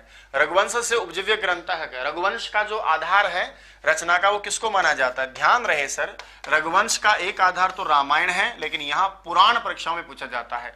याद रखिएगा परीक्षा में रघुवंश महाकाव्य का पुराण भी पद्म पुराण, और अभिज्ञान शाकुंतलम का भी परीक्षा में यदि पुराण पूछा जाए तो भी क्या बताओगे, पद्म पुराण। यानी रघुवंश को और अभिज्ञान शाकुंतलम को यदि पुराण के आधार पर उपजीविता स्वीकार करते हो तो पद्म पुराण। यहाँ है ही नहीं रामायण आपका, तो रामायण आ जाता। ठीक है, तो रामायण भी आधार है और पद्म पुराण भी आधार है, और विज्ञान शाकुंतलम का भी यही आधार है। रघुवंश में कितने सर्ग हैं, उसमें 17 थे सर, इसमें कितने सर्ग हैं, 19 सर्ग हैं, 2 सर्ग इसमें ज्यादा हैं। तो 19 सर्गों का काव्य कौन है, रघुवंश महाकाव्य है। रघुवंश महाकाव्य में कितने श्लोक हैं, पढ़ा होगा आपने कि रघुवंश महाकाव्य में 15 गुणोत्तर श्लोक हैं। यानी रघुवंश जो महाकाव्य है उसमें 1500 गुणोत्तर श्लोक हैं। तो 19 सर्ग हैं और 15 गुणोत्तर इसमें आपके टोटल श्लोक जो है पढ़े गए हैं। नेक्स्ट लेता हूं, द्वादश सर्ग में कितने।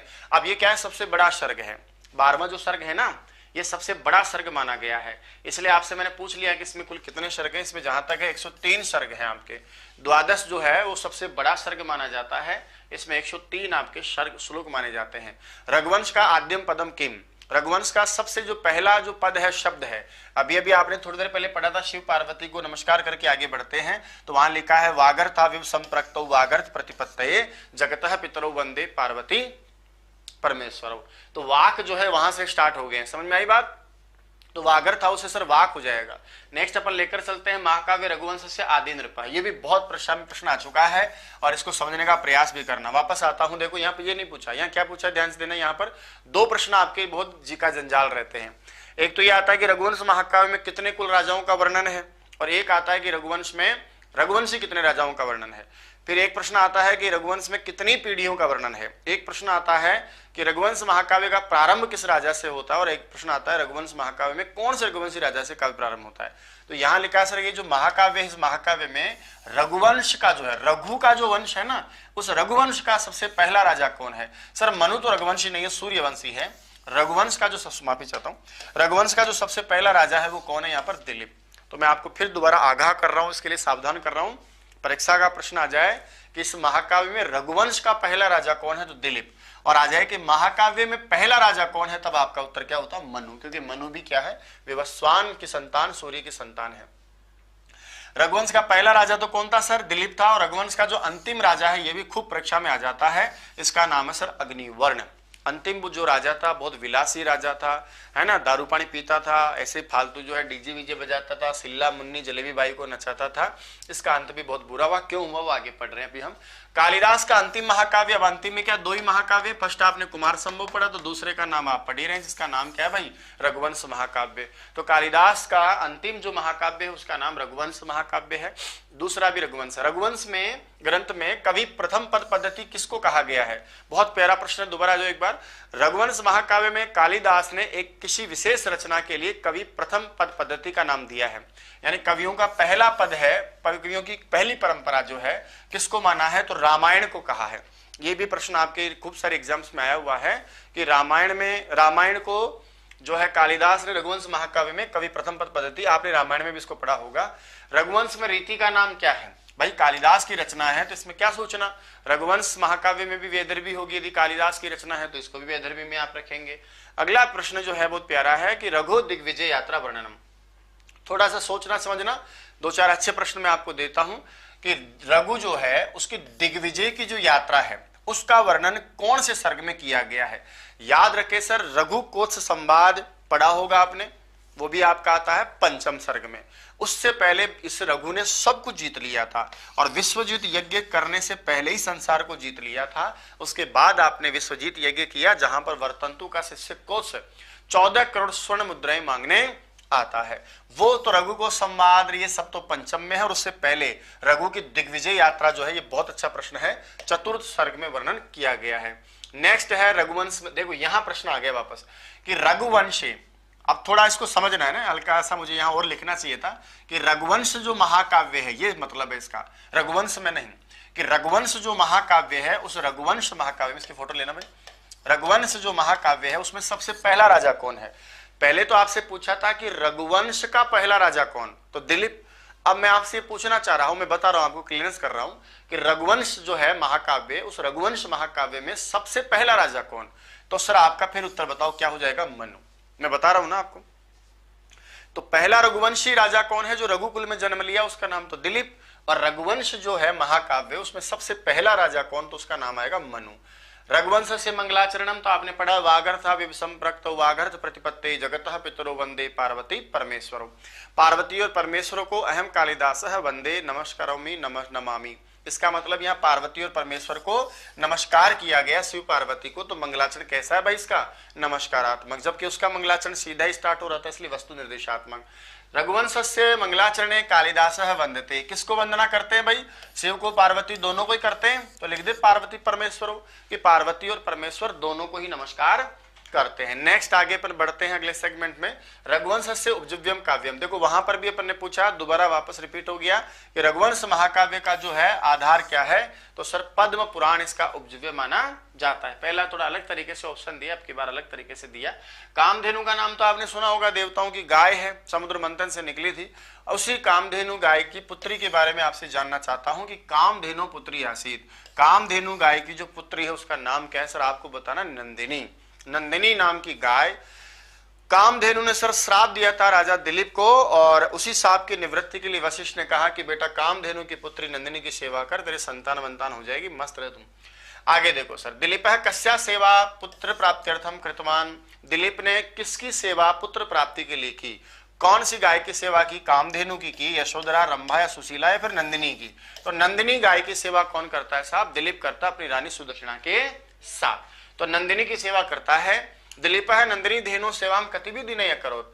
दिलीप नंदिनी की सेवा, नंदिनी गाय की सेवा कितने दिन किया? तो सर आपको ध्यान होना चाहिए 21 दिन सेवा करता है और 22वें दिन तो नंदिनी उसकी क्या लेना चाहती है? परीक्षा।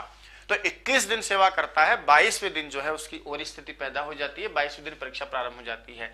आगे देखो, नंदिनी दिलीप है परीक्षित है। अरे नंदिनी के द्वारा दिलीप परीक्षा ली गई, यानी नंदिनी ने दिलीप की किस रूप में परीक्षा ली? तो सर आपको पता होना चाहिए कि नंदिनी ने किसका रूप धारण किया? सिंह रूप धारण किया। और उस सिंह का नाम क्या है वो भी परीक्षा में आपसे पूछ लिया जाता है, क्यों भाई? तो जरा उसको भी आप ध्यान देवें। अगला लेता हूं, सिंह बनकर के आई, सिंह से नाम आसी। तो फिर बताओ सिंह का नाम क्या था? तो सर सिंह का नाम था कुंभोधर, और वो एक देवदारू के पेड़ की रक्षा करने का बहाना बनाता है और कहता है कि मैं भगवान शिव का अनुचर हूं और भगवान शिव ने मुझे वृक्ष की रक्षा के लिए खड़ा कर रखा है। तेरी गाय आई और सिंह विंग खुजाने लगी, इस पेड़ को नुकसान पहुंचा दी, मैं हूं भूखा, अब इसको मैं छोड़ूंगा नहीं। तो सर कुंभोधर नाम का वो अपने आप को बताता है, शिव का अनुचर बताता है। दिलीप की पत्नी का नाम तो आप जानते ही होंगे, दिलीप से पत्ना है नाम किम। तो दिलीप की पत्नी का नाम जो है वो सर क्या है? सुदक्षिणा। राजा दिलीप और सुदक्षिणा दोनों ही नंदिनी गाय की बहुत प्यारे से अच्छे से सेवा करते हैं। पुत्र तो दोनों से चाहिए ना, बिना पत्नी के पुत्र कहां से आएगा? रघुवंश से कुलगुरु आसित। रघुवंश का कुलगुरु कौन है? तो आप सब ने पढ़ा है कि अयोध्या के राजा श्री राम से लेकर रघुवंश आदि सारे जितने भी राजा हैं, उन सभी रघुवंशी राजाओं का कुलगुरु कौन है साहब? वशिष्ठ मुनि है। दिलीप से पुत्र से नाम किम। सबसे पहले मनु विवस्वान यानी मनु का वर्णन मिलता है, उसके बाद में रघुवंश का पहला राजा दिलीप आता है। दिलीप के बाद में कौन आएगा साहब? अज आएगा। अजरथ के कौन आएंगे? दशरथ आएगा। दशरथ के आएंगे राम, राम के आएंगे लव और कुश। ऐसा करके वर्णन होता है। तो दिलीप की जो संतान है उसका नाम बताइए जरा। ऐसा आपसे कोई पूछ ले तो बताओ, क्या बताओगे? आज ही बताओगे ना भाई। चलो आगे बढ़ते हैं, क्लास को लाइक शेयर करते रहो, हम लोग आगे बढ़ते रहते हैं। वर्तंतु ऋषे शिष्य आसीत। वर्तंतु जो शिष्य ऋषि हैं उनके चेले का नाम, शिष्य का नाम क्या है? पढ़ा है आपने, आपकी सेकंड ग्रेड एग्जाम में प्रश्न आ चुका है कि वर्तंतु जो शिष्य है वो कौन है? तो सर वर्तंतु का शिष्य, उसका नाम बताइए क्या है? कौर्स है, जो जाता है रघु के पास 14 करोड़ स्वर्ण की मुद्राएं मांगने। आगे चलता हूं, रघुपुत्र से नाम किम। सर रघु के पुत्र का नाम क्या था? तो रघु के भी एक पुत्र पैदा हुआ जिसका नाम बताइए क्या था? मैं गलत तो नहीं बोल गया? पहले किसका पुत्र पूछा था रे भाई? बोले गुरुजी गलत हुआ। हाँ मैं गलत ही बोल गया, सही पकड़, मेरे दिमाग में सही आया। दिलीप के नंदिनी की आशीर्वाद से रघु का जन्म हुआ था, मैं आज बोल गया, माफी चाहता हूं, है ना भाई। वापस आ जाता हूं। हाँ तो दिलीप के जो है कौन पैदा हुए? रघु हुए। तो क्रम यदि मैंने गलत बोल भी दिया हो तो दोबारा आ जाता हूं। पहले राजा कौन हुए? मनु हुए। अब रघुवंश का प्रारंभ करें तो रघुवंश में मनु नहीं आएगा। दिलीप के आते हैं रघु, ऐसा है। रघु के आएंगे अज, अज के आएंगे दशरथ, दशरथ के आएंगे कुश और लव। ऐसा कर लो, कई बार प्रमाद से गलती हो जाती है। तो दिलीप के कौन आया? रघु आया, है ना भाई। राहुल भैया बिल्कुल सही जा रहे हैं। अब वापस आते हैं, अब की बार पूछा आपसे कि रघु के कौन आए, तब आएंगे आपके अज भैया कि रघु पुत्र से नाम किम, कि रघु के पुत्र का नाम क्या है? तो रघु के पुत्र पैदा हुआ सर अज। अज भी वीर था, बहादुर था, लेकिन वही क्या है कि प्यार व्यार के चक्कर में आदमी जब पड़ जाता है तो पूरी वीरता निकल जाती है। इंदुमती स्वयंवर में आए हुए समागताना, मतलब आए हुए राज्ञाम राजाओं का परिचय कार्यवती कौन परिचय कराती है? ध्यान रहे सर, निषेधी चरितम में 13वें सर्ग में भी आप पढ़ते हैं कि वहां पर भी जितने भी राजा दमयंती के स्वयंवर में आते हैं वहां सरस्वती मैया सबका परिचय करवाती है। वैसा ही प्रसंग सेम टू सेम रघुवंश महाकाव्य के 6ठे सर्ग में होता है। इंदुमती का वर्णन करने कौन आती है? तो सर वहां उसकी एक मित्र है, सखी है, उसका नाम है दासी है सुनंदा। तो रघुवंश महाकाव्य में इंदुमती का जो वर्णन करती है उसका नाम क्या है? सुनंदा है। राजाओं का वर्णन करती है उसका नाम सुनंदा है। अच्छा आपने पढ़ा होगा कि रघुवंश महाकाव्य में एक विश्वजीत यज्ञ भी हुआ था। विश्वजीत यज्ञ का मतलब होता है सर्व दान करने वाला यज्ञ, इसमें सब कुछ दान में कर दिया जाता है। और ये करने वाले बताओ कौन वे सर? रघु वे। रघु ने विश्वजीत यज्ञ का आयोजन करवाया था। चतुर्सर के आसपास की घटना है ये, पंचम के आसपास की। अजस्य पुत्र से नाम क्यों भाई? अज के कौन जन्मा? तो सर अज के आप बताओ कौन जन्मेगा? राजा दशरथ जन्मेंगे, क्यों भाई? चलो तो आज की संतान का नाम कौन हो गया? दशरथ हो गया। दशरथ से पुत्रा संति, दशरथ के पुत्र कौन है? राम भी है, भरत भी है, शत्रुघ्न भी है, लक्ष्मण है, कुल मिलाकर सारे के सारे हैं। और एक बेटी भी है जिसका नाम शांता है, और शांता का ब्याह जिससे हुआ मतलब जमात्रा भी है जिसका नाम ऋष्य श्रृंग है। ये लो साहब, तो दशरथ की एक बेटी भी, उसका नाम भी ध्यान रखे शांता, और शांता का ब्याह जिससे वो दशरथ का जमाई बना उसका नाम था ऋषि श्रृंग। आगे देखो, अष्टादश सर्गे कति नृपाणाम वर्णनम, यहां पर भी थोड़ा भेदभाव मतांतर मिलता है। 18वें सर्ग में सबसे ज्यादा राजाओं का वर्णन है, 22 राजाओं का वर्णन, यानी 22 राजाओं का वर्णन 18वें सर्ग में समेट दिया गया सर, इसलिए यहां उत्तर हो जाएगा द्वाविंशति। तो 18वें सर्ग में 22 राजाओं का वर्णन कंप्लीट कर दिया जाता है। चलो आगे आता है कि विलासितापूर्ण रघुवंशम अंतिम राज्ञ अग्निवर्ण से वर्णनम वर्तते, विलासितापूर्ण जीवन जीने वाले रघुवंश का सबसे अंतिम जो राजा है अग्निवर्ण, उसका वर्णन, तो अंतिम राजा का वर्णन तो अंतिम सर्ग में ही होगा ना, कॉमन सेंस की बात है ना भाई। अंतिम जो सर्ग है वो बताओ कौन हो गया, 19वां। इसलिए अग्निवर्ण का वर्णन यदि परीक्षा में आपसे पूछे तो आप भी बताओ, क्या बताओगे, अंतिम वर्ण, अंतिम जो सर्ग है नवदश सर्ग बता दीजिएगा। रघु दिग्विजय वर्णन वर्तते, रघु की जो दिग्विजय वर्णन, वापस आ गया प्रश्न, रघु की जो दिग्विजय है उसका वर्णन कहां पर है, तो चतुर्थ सर्ग में है सर। दिग्विजय के बाद में विश्वजित यज्ञ और रघु को संवाद आदि जो आप पढ़ते हो पंचम में है। तो दिग्विजय का वर्णन खूब मोस्ट इंपोर्टेंट क्वेश्चन है।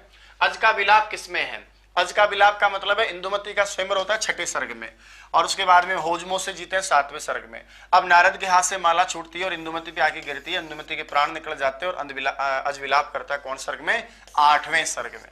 तो अज का विलाप कहां करोगे सर आप, 8वें सर्ग में करोगे। ये भी बहुत इंपॉर्टेंट लाइन है, बहुत इंपॉर्टेंट फैक्ट, आप इसको भी जरूर ध्यान में रखें। अज उत्पत्ति अज इंदुमती स्वयंवर से वर्णनम, अज का जन्म और अज और इंदुमती का जो स्वयंवर है वो कहां पर है, ये भी बहुत प्रसिद्ध लाइन है। और इसी में जो है यहाँ पर इंदुमती की उपमा किससे दी, दीपशिखा से, और दीपशिखा की उपमा इतनी भाई बाद के विद्वानों को कि दीपशिखा के नाम से कालिदास को ही प्रसिद्ध कर दिया, इसलिए विशेष लाइन है, बहुत इंपॉर्टेंट क्वेश्चन है। अगला है रघु कोश संवाद कहां पर है, तो जब आपकी दिग्विजय यात्रा पूरी हो गई उसके बाद वाले सर्ग में आपने विश्वजित यज्ञ का आयोजन किया और आपके घर पधारे वरतंतु के शिष्य कौन, कौत्स। रघु और कौत्स का संवाद 12वीं क्लास का दूसरा पार्ट भी अभी वापस सिलेबस में जोड़ दिया उसको, इसलिए इसको थोड़ा गंभीरता से पढ़ के जाए और इस बात को भी थोड़ा आप अच्छे से याद रखें। तो रघु कौत्स का संवाद पंचम सर्ग में रघुवंश महाकाव्य में। रघुवंश से सर्वाधिक वर्णनम कस्य, रघुवंश महाकाव्य में सबसे ज्यादा वर्णन किसका मिलता है, तो सर रघुवंश महाकाव्य में सबसे ज्यादा वर्णन किसका मिलता है, राम जी का मिलता है। समझ में आ रही है। इसलिए कुछ लोग कहते हैं कि अनेक राजा नायक हैं इसके, लेकिन फिर भी जो मुख्य नायक है इसके श्री राम को मानते हैं, कुछ लोग रघु को भी मानते हैं। आगे बात करते हैं रामचरित वर्णन किसमें है या कितने सर्गों में, तो आपने कहा कि सबसे ज्यादा वर्णन भगवान श्री राम का किया गया है, 6 सर्गों में वर्णन है सर। कुल मिलाकर कितने सर्ग हैं, 6 सर्ग। देखो एक सर्ग ऐसा है जिसमें 22 राजाओं को सल्टा दिया 18वां, और एक राजा ऐसा है जिसका वर्णन 6 सर्गों में, तो लगभग पूरी रामायण की कथा आ जाती है। और वो सर्ग कहां से चलेंगे सर, 9 से लेकर 15। अब आपको तो 5वीं है ना भाई, लेकिन 9वां भी तो आ गया, तो 9, 10, 11, 12, 13, 14 और 15 ऐसे आप करोगे तो 7 हो गया, तो गड़बड़ हो गया, तो ये तो गड़बड़ हो गया। 9 से 5 10 करोगे तो फिर तो आपके सर्ग ही ज्यादा हो जानी चाहिए क्या भाई, 9, 10, 11, 12, 13 और 14, 15, तो 7 सर्ग हो गए वैसे तो है ना। तो या 10 कर लो आप, 10वें से लेकर के 5, 10 ऐसा समझ लो। तो 10 से लेकर 15वें सर्ग तक आप चलोगे तो 6 सर्गों में भगवान श्री राम का वर्णन किया गया है। अग्निवर्ण से मृत्यु केंद्र हो गया। अंतिम जो राजा था उसका नाम अग्निवर्ण था, बहुत विलासी राजा था, मातापड़ी बहुत करता था सर। टीबी का रोग हो गया उसका, ट्यूबरक्लोसिस हो गया, जिसको आप बोलते हो ना क्षय रोग। इस रोग की वजह से इस राजा की क्या होगी, मृत्यु। नेट का सवाल है सर, नेट में आया हुआ सवाल है, ठीक है। अगला लेता हूं, इसको भी ले रहे यार एक बार, इसमें गलत मिसप्रिंटिंग है। यहाँ देख नवम की जगह होना चाहिए 10वीं, फोटो ले इसका। 10 से लेकर 15 है ना, 6 सर्ग। आगे देखो सर, इसके बाद में अपना प्रश्न है रघुवंश महाकाव्य मल्लिनाथ की टीका कौन सी है। तो मैंने आपसे पहले कह दिया कि जो 3 आपके लघुत्रयी रचनाएं हैं उन तीनों के ऊपर एक ही नाम टीका याद करेंगे आप, संजीवनी। ठीक है सर, ओके। चलो वापस आगे बढ़ जाता हूं मैं अगले सेगमेंट में। अगला सवाल है सीता स्वयंवर का वर्णन किसमें है। अब आप देखो सर, यहां से 2-3 प्रश्न आपके लिए थोड़े भारी पड़ सकते हैं। 10 से लेकर 15 सर्ग तक श्री राम का वर्णन है। कॉमन सेंस की बात है कि 10 से लेकर 15 के बीच में अपन बात करेंगे, लेकिन सारे के सारे 10 से 9वां तो कट गया। चलो 11वें सर्ग में याद करवा देता हूं मैं। सीता स्वयंवर हमारे आदरणीय वहां पर बालकांड में पढ़ते हैं। रामायण में सीता का स्वयंवर यानी राम और सीता का स्वयंवर कहां पर हुआ था, बालकांड में। और रघुवंश महाकाव्य में रामायण की कथा मिलती है, राम और सीता का विवाह यानी एकादश यानी 11वें सर्ग मिलता है, इसको थोड़ा याद कर लेना। आगे बढ़ता हूं मैं। इंदुमत्या मृत्यु भवत, अरे इंदुमती की मृत्यु कैसे हुई, हुआ क्या था कि स्वर्ग में नारद जी माला लेकर जा रहे थे, माला हाथ से छूट गई। हाथ से छूटी तो वो छोरी के ऊपर आके गिर पड़ी। अब छोरी में कत्तोक जीवड़ो है, थोड़ी सी माला। अब आपको पता है कि छोटा सा पत्थर ऊपर से गिरता है कितना तेज, तो माला ऊपर से गिरी और छोरी नीचे लौट गई एकदम, और यो काम तमाम नए नए ब्याह हुई और पत्नी फिर लुगाई फिर मर गई, सुंदर पत्नी मर जाए सोचो आप, और स्वयंवर में जीती हुई पत्नी मर जाए तो बेचारे पति पर क्या बीतेगी। इसलिए अजबावड़ोगे हमारी बिरणी हमारी मैडम में करते रहो, तो फिर उसी का जो है वर्णन किसमें किया गया, आपका 8वें में किया गया। तो नारद की माला से मृत्यु हुई थी उसकी। रघुवंश महाकाव्य कति राजानो वर्णिता संति, ये प्रश्न आ गया आपका कि रघुवंश महाकाव्य में कितने राजा, यहां पर भी 2 प्रश्न हैं, कितने राजा टोटल, तो 31 राजा टोटल, और आ जाए कि कितने रघुवंशी राजा, तब सर आप बताएंगे 30 राजा, और कितनी पीढ़ियों का वर्णन, आप कहेंगे सर 29 पीढ़ियों का वर्णन। नहीं समझे? तो टोटल राजा कितने हैं, 31 हैं, 31। रघुवंश के राजा कितने, तो सर मनु को बाहर कर दो, मनु रघुवंश का नहीं था, 30 राजा, और पीढ़ी कितनी, 29 पीढ़ी। क्यों? क्योंकि सर क्या है कि जैसे लवकुश है ना, वैसे एक पीढ़ी का वर्णन है, मतलब दोनों एक ही पीढ़ी के है ना, तो एक पीढ़ी कम हो जाती है, ऐसे शायद 28 या 29 पीढ़ी का वर्णन किया गया है। तो विशेष प्रश्न तो आपके 2 ये हैं कि कुल कितने राजा, 31, और रघुवंश के कितने राजा, मनु को बाहर कर देना सर 30 उत्तर हो जाएगा। सबसे प्यारा सवाल है आज का ये। आगे देखो, श्रवण कुमार वध कथा रघुवंश से वर्णिता, जो श्रवण कुमार का वध है ना वो रघुवंश में कहां पर किया गया है। अब आप ही बताओ सर, सीता स्वयंवर तो राम आदि का जन्म 11वें में हुआ, इसका मतलब उससे पहले घटनाक्रम हो गया। ये काम आप बताओ कहां करेंगे सर, 10वें सर्ग में कर देंगे या 9वें में करेंगे। थोड़ा मैं भी कंफ्यूज हूं, इसमें देखना पड़ेगा जहां तक है, लेकिन 10वें सर्ग में होना चाहिए, 9वें में होना चाहिए, ऐसा कुछ है इसका, क्योंकि राम जी का जन्म होता है 10वें में, उससे पहले ही घटनाक्रम हो जाता है। देख के मैं बता दूंगा आपको, तो 9वें में है या 10वें में है ना, 7वें 8वें में हो नहीं सकता, क्योंकि 8वें में तो आज का विलाप है, फिर दशरथ का जन्म हुआ है, या तो 9वें में है या 10वें में, थोड़ा दिमाग से निकल रहा है मेरे। श्रवण कुमार का वध जो है रघुवंश में, तो 10वें में कन्फर्म राम जी का जन्म होता है, तो 10वें में या 9वें में है, देख के बता देना आप, ठीक है। अगला ले लेता हूं, उसको मैं रिपीट कर दूंगा। अगला प्रश्न है, देखो, वर्तंतु शिष्य कौशस्य वर्तांतम अस्मिन् काव्ये निबद्धम अस्ति। वर्तंतु का जो शिष्य है कोश, उसका बताओ कहां पर वृत्तांत लिया गया है, तो सर उसका वृत्तांत आपके रघुवंश महाकाव्य में है। कहने का मतलब वर्तंतु और कोश के बारे में कहां वर्णन किया गया है, तो वो आपको यहां डाल देंगे रघुवंश महाकाव्य में। आगे लेता हूं, असत्य बात को छांटना है। आइए सत्य बात को अपन बाहर निकालते हैं। दिलीपस्य पत्नी सुदक्षिणा आसीत, दिलीप की पत्नी सुदक्षिणा थी क्या, बिल्कुल थी साहब। सुदक्षिणा मगध वंश में उत्पन्न, बिल्कुल हुई। वशिष्ठ की पत्नी अरुंधति है क्या, बिल्कुल। और गौनिंदनिया वर्णनम प्रथम सर्गे, बोला बिल्कुल भी नहीं। ये भी बहुत महत्वपूर्ण लाइन है जो नीचे लिखी है, रघुवंश महाकाव्य में नंदिनी गाय का वर्णन प्रथम सर्ग में नहीं है, बल्कि द्वितीय सर्ग में वर्णन किया गया है। तो गौनिंदनिया वर्णनम द्वितीय सर्ग में नहीं, द्वितीय सर्ग में है, पहले वर्ण में नहीं है, ठीक है। सेकंड ग्रेड की 99 बुधवार को आ जाएगी जयपुर में, और बुधवार के बाद में राजस्थान के हर जिले में, और शनिवार के बाद हिंदुस्तान के हर कोने में, एमपी यूपी तक पहुंच जाएगी, ठीक है। आगे बढ़ते हैं। दिलीप से गो सेवा कस्मिन सर्गे, तो सर दिलीप की गो सेवा पहले में नहीं है तो कहां पर है, तो सर वो द्वितीय सर्ग में वर्णन किया गया, ठीक है।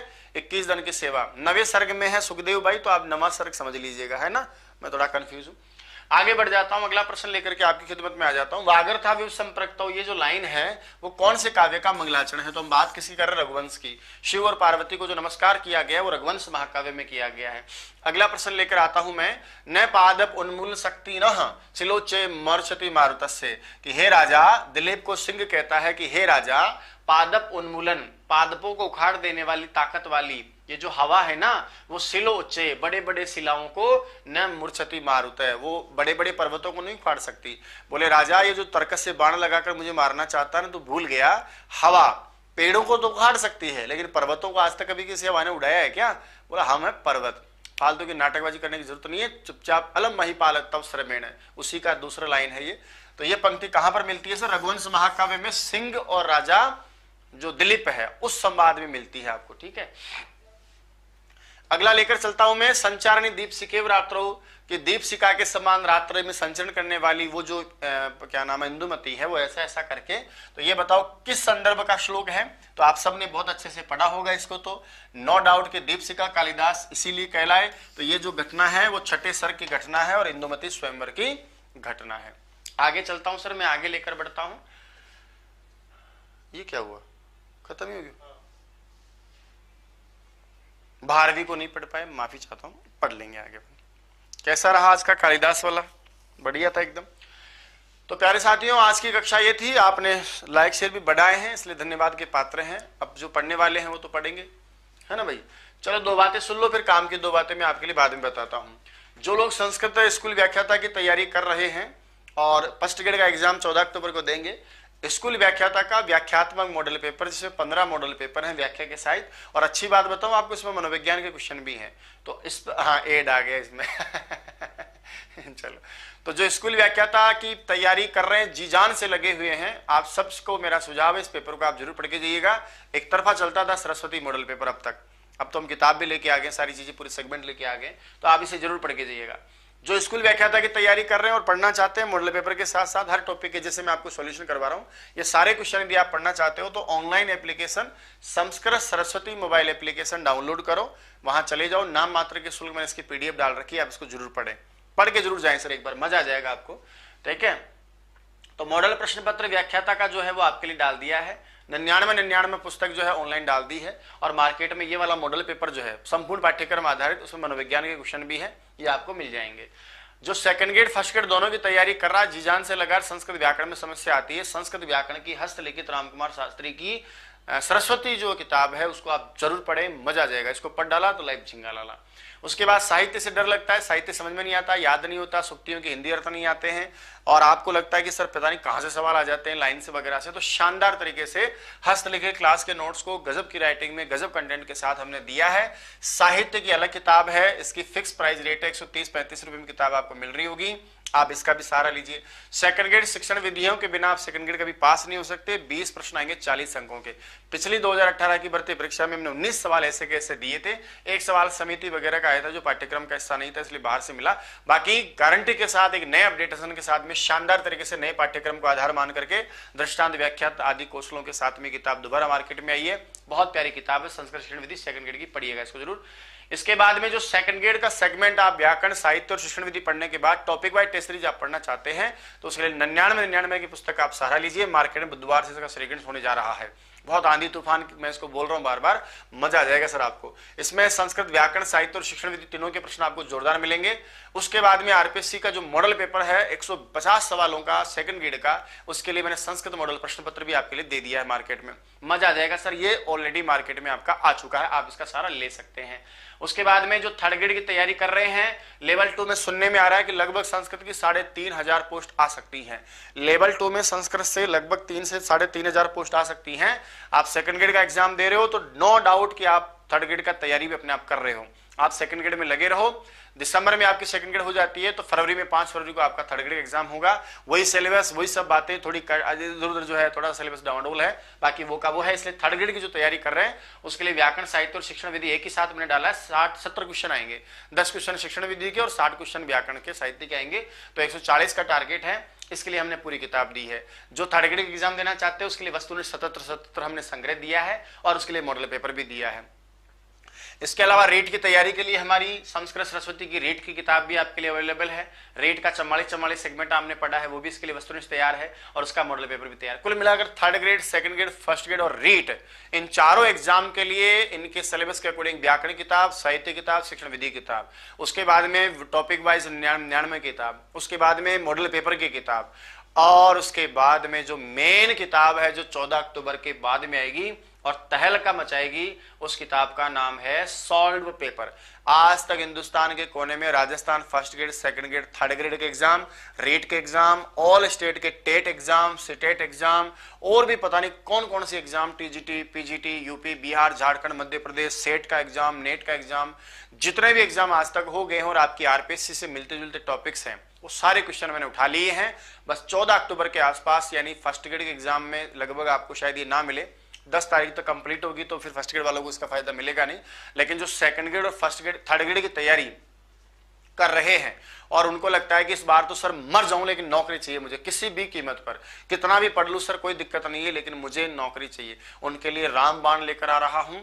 10 से 14 अक्टूबर के बीच में सॉल्व पेपर है सर, गजब मजा आ जाएगा आपको, लाइफ बन जाएगी आपकी मानो। और व्याख्या और कर रखी है मैंने क्वेश्चनों की, जहां मुझे आवश्यकता पड़ी आरपीएससी के सारे क्वेश्चन की व्याख्या के साथ में एक अलग ही सेगमेंट, एक अलग ही तरीके का काम हुआ सर इस बार। संस्कृत सरस्वती में पढ़ाने के साथ ऑफलाइन ऑनलाइन काम के साथ में पूरी किताबें राजस्थान और बाहर अब की बार रंगने का मैंने संकल्प लिया था और कहा था कि दिसंबर 2022 में एक धमाका मैं कर दूंगा। वो धमाका मेरा विशेष यही है कि दिसंबर तक आपके हाथ में संस्कृत सरस्वती एप्लीकेशन आपके मोबाइल में होना चाहिए। आप ऑफलाइन नहीं पढ़े तो ऑनलाइन आप जुड़े होने चाहिए। यूट्यूब का जो हमारा चैनल है वो आप सब्सक्राइब करें, टेलीग्राम से आप जुड़े रहें। हर व्यक्ति के हाथ में संस्कृत सरस्वती की व्याकरण किताब हो, साहित्य किताब हो, शिक्षण विधि किताब हो, फर्स्ट ग्रेड की किताब हो, सेकंड ग्रेड की किताब हो, थर्ड ग्रेड की किताब हो, 99 क्वेश्चन बैंक हो, मॉडल पेपर हो और सोल्व पेपर हो सकता है कि आपको व्याकरण अच्छी आती है तो आप साहित्य पढ़ें, आपको साहित्य कम अच्छा आता है, व्याकरण नहीं आती तो व्याकरण पढ़ें, शिक्षण विधि कमजोर है। मैं चाहता हूं कि राजस्थान के हर बच्चे के पास सरस्वती नाम की पुस्तक किसी न किसी रूप में एक पुस्तक तो होनी चाहिए। फर्स्ट ग्रेड में आप नहीं पढ़ पाए, आप सेकंड ग्रेड में पढ़े, आप कहीं नहीं पढ़ी, आप थर्ड ग्रेड में पढ़िए, रीड पढ़िए, कहीं ना कहीं तो सरस्वती किताब आपके हाथ में पहुंचे। और मेरा विश्वास, भरोसा है, मेरा दावा है, इस बार यदि एक भी किताब आपके हाथ में चली गई तो बाकी सारी किताबें आप अपने आप उठा ली जाएंगे। हर किताब में यूनिक काम किया है। मैं चाहता तो 99 पहले भी ला सकता था, लाख 2 लाख रुपए इकट्ठे भी कर लेता कि भाई 5,000-10,000 किताब आराम से जाती मार्केट में। लेकिन मैं बोला ना आपको कि जो भी काम किया बहुत ईमानदारी से और बहुत डेडिकेटेड हुए काम किया है। ऐसा काम किया है कि उसके बाद कोई काम करे तो 5 साल तक वो काम कर ही नहीं पाए। बहुत बहुत मेहनत करी सर। ये 99 किताब आज मुझे 25 दिन हो गए, दिन रात लगा पड़ा हूं मैं। तो हर काम को करने के लिए समर्पण चाहिए, बहुत मेहनत करनी पड़ती है। ऐसे तो क्या है, जो मेरे पास प्रश्न थे थोड़े बहुत उठा के मैं डाल देता, लेकिन वो मजा नहीं आता सर, वो पेपर नहीं मिलता फिर आपका। तो इस बार सरस्वती की किताबों से पूरा पेपर आपको मिलेगा। आप किताब भी पढ़ के जाओगे व्याकरण साहित्य शिक्षण विधि की तो भी मिलेगा, आप 99 पढ़ के चले जाओगे तो भी मिलेगा, आप मॉडल पेपर भी पढ़ोगे तो भी मिलेगा, और सोल्व पेपर व्याख्या के साथ पढ़ के चलाओगे तो भी मिलेगा सर। तो इस बार किसी भी हद तक हर तरीके से प्रयास करना है कि पेपर ऐसा आए सर, जैसे अपन क्लास में टेस्ट नहीं देते थे क्या, पहला टेस्ट देते थे ना, 1-2 पार्ट से आता था, ये चुटकियों में अपन हल कर देते। तो ऐसा लगना चाहिए कि यार गुरुजी ये तो पूरा पेपर ही अपन पढ़ के आए सरस्वती किताबों में। इनमें सर जब आपकी मर्जी हो कोर्स ई बुक पीडीएफ को वेब में अलाउ करवा देना प्लीज। करवा दिया, वैसे तो आपको ई बुक वगैरह सब डाल दिया है। और बताइए, संस्कृत विभाग वाले एग्जाम में भी इसके क्वेश्चन मिलेंगे क्या? बिल्कुल मिलेंगे। जो आपका मिलता जुलता सिलेबस है, ग्रामर तो आपका लगभग मिलता जुलता है। जो सामान्य व्याकरण का सिलेबस है 80% स्कूल व्याख्याता का और विभाग वाली सेकंड ग्रेड का मिलता जुलता है सर अपना। तो सामान्य व्याकरण की बात कर रहा हूं मैं, बाकी साहित्य वाला और व्याकरण वाला पेपर बिल्कुल अलग जाएगा आपका। फर्स्ट ग्रेड की तैयारी कर रहे हो विभाग से और सामान्य व्याकरण की तैयारी कर रहे हो तो आपका मिलेगा। सेकंड ग्रेड का पेपर भी सर 90% आपका सेम टू सेम है, शिक्षण विधियां सेम है, व्याकरण और साहित्य भी आपका 90% सेम है, 10% थोड़ा अलग है, बाकी पूरा मिलता है आपका। तो आप तैयारी करें। सेकंड ग्रेड का कोर्स शो नहीं हो रहा, ऐसा पॉसिबल नहीं है। आपने डाउनलोड करते समय आपसे पूछा होगा आप स्टूडेंट हैं या फिर आप पेरेंट्स हैं, तो आपने पेरेंट्स का ऑप्शन किया होगा, इसलिए शो नहीं हो रहा। एक बार लॉग आउट करके वापस लॉग इन करें। नहीं होता है तो हमारे दिए गए नंबर्स पे आप कॉल करें 6350 276 279। कोई भी दिक्कत हो तो आप हम बात कर सकते हैं। और बताइए सर, रेट के लिए भी कुछ पढ़ा हो? दिसंबर तक या 5 फरवरी तक हम थर्ड ग्रेड में लगे पड़े हैं, उसके बाद रेट का वापस स्टार्ट करेंगे। और कोई बताइए। तो इस बार सरस्वती परिवार आपकी पढ़ाई के लिए सारा मैटर सर, बहुत समस्याएं आती थी सर, आधी अधूरी किताबें होती थी, पढ़ने के बाद भी संतुष्ट नहीं होता, तो लगता था यार इसमें बाहर आ जाए तो फलाना। सारी कमी यही पूरी कर दी सर। किताबों में कुछ रह गया तो टेस्ट सीरीज में ले आए सर, टेस्ट सीरीज में कुछ रह गया तो मॉडल पेपर में ले आए सर, और फिर भी कुछ रह गया ना सर, वो सब सोल्व पेपर में ले आए। अच्छा एक खास बात बता दूं मैं आपको, 99 बुक और सोल्व पेपर जो है ना, उनका कोई क्वेश्चन मैच नहीं करेगा सर, बिल्कुल अलग क्वेश्चन है सब। ऐसा नहीं कि आप वहां पढ़ रहे हो तो अलग है। जैसे मॉडल पेपर आप सेकंड ग्रेड का पढ़ोगे ना, तो उसके शिक्षण विधि के सवाल मैच नहीं करेंगे सर, वो उसका लेवल अलग है। 99 में शिक्षण विधि के सवाल अलग है, और सोल्व पेपर में जो सवाल है वो सब अलग है। बहुत बेहतरीन और बहुत मनोवैज्ञानिक काम किया है। आप पढ़े सर किताबों को, कोई विशेष वो नहीं है। मैं कोर्स खरीदने के लिए तो कहीं नहीं रहा आपसे, किताबें आप सर जरूरी है। हजारी सैनी कह रहे हैं सर मैं गुजरात से पढ़ रहा हूँ, बहुत बहुत साधुवाद। आप गुजरात में बताइएगा कि गुरुजी अच्छा काम करते हैं, किताबें वगैरह है कि नहीं, तो आप काम करें सर, बहुत मजा आ जाएगा सर आपको। बहुत शानदार जो है मेथड्स हैं, बहुत शानदार साहित्य किताबों में बहुत काम किया इस बार। 2022 पूरा किताबों के नाम, 15 किताबों का संकल्प था मेरा, 12 किताब में ठोक के आपको आ गया। फर्स्ट ग्रेड स्कूल व्याख्याता किताब अतिरिक्त पाठ्यक्रम की नहीं बना पाया, मतलब तैयार हो गई लेकिन उसका टाइम एग्जाम ही आ गया, तो अगले रूप में आपको दिखाई देगी। और यकीन मानिएगा, आपसे निवेदन है कि आप बहुत भयंकर पढ़ें, आखिरी एग्जाम समझ के पढ़े, ताकि आपकी नौकरी लग जाए और इस दलदल से आप मुक्त हो जाओ, बाहर निकल जाओ। ठीक है। सेकंड ग्रेड का मॉडल पेपर रक्षाबंधन को ही आ गया था मार्केट में, सेकंड ग्रेड का नहीं आया था। सेकंड ग्रेड का मॉडल पेपर कल शाम तक जयपुर में आ जाएगा, यानी बुधवार से आपको सब किताबें, जितने किताबें मैं आपको बता रहा हूँ सारी की सारी किताबें बुधवार से मार्केट में सब जगह मिल जाएंगी आपको। ठीक है। और आप लोगों को व्याकरण समझ में नहीं आ रहा, कोई टॉपिक में समस्या आती है, साहित्य में समस्या आती है, साहित्य शिक्षण विधि में समस्या आती है, स्कूल व्याख्याता का अतिरिक्त पाठ्यक्रम आपको समझ में नहीं आता, दर्शन नहीं आता, तो आप संस्कृत सरस्वती एप्लीकेशन से जरूर कोर्स का लेवें। पढ़े सर, मेरा विश्वास है, भरोसा है, बहुत मेहनत मैं करता हूं कंटेंट के लिए, आपको बहुत अच्छे समझ में आएगा। क्योंकि मैं एक ही बात तो कहता हूं, यदि सरस्वती पर पढ़ डाला तो लाइफ छिंगा लाला।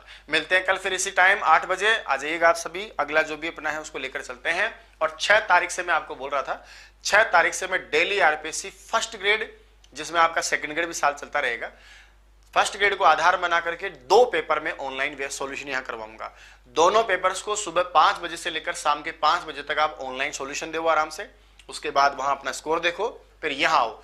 मेरी गारंटी है कि दावा कर देना कि गुरुजी आपके मॉडल पेपर में 120 में से मेरे 115 सवाल आते थे, तो मैं ये विश्वास के साथ कहता हूं आपके आरपीएससी में भी 115 सवाल ही आएंगे, कंफर्म है। और यहां आपके 120 में 100 सवाल आएंगे तो आपके आरपीएससी में भी 100 ही सवाल आएंगे, ये भी मेरा दावा है। तो 6 तारीख से आप दिन में ऑनलाइन 2 टेस्ट पेपर दीजिएगा। ये साहित्य के जो अतिरिक्त पाठ्यक्रम आपका दर्शन वाला वो भी स्टार्ट करेंगे, वो भी दीजिएगा।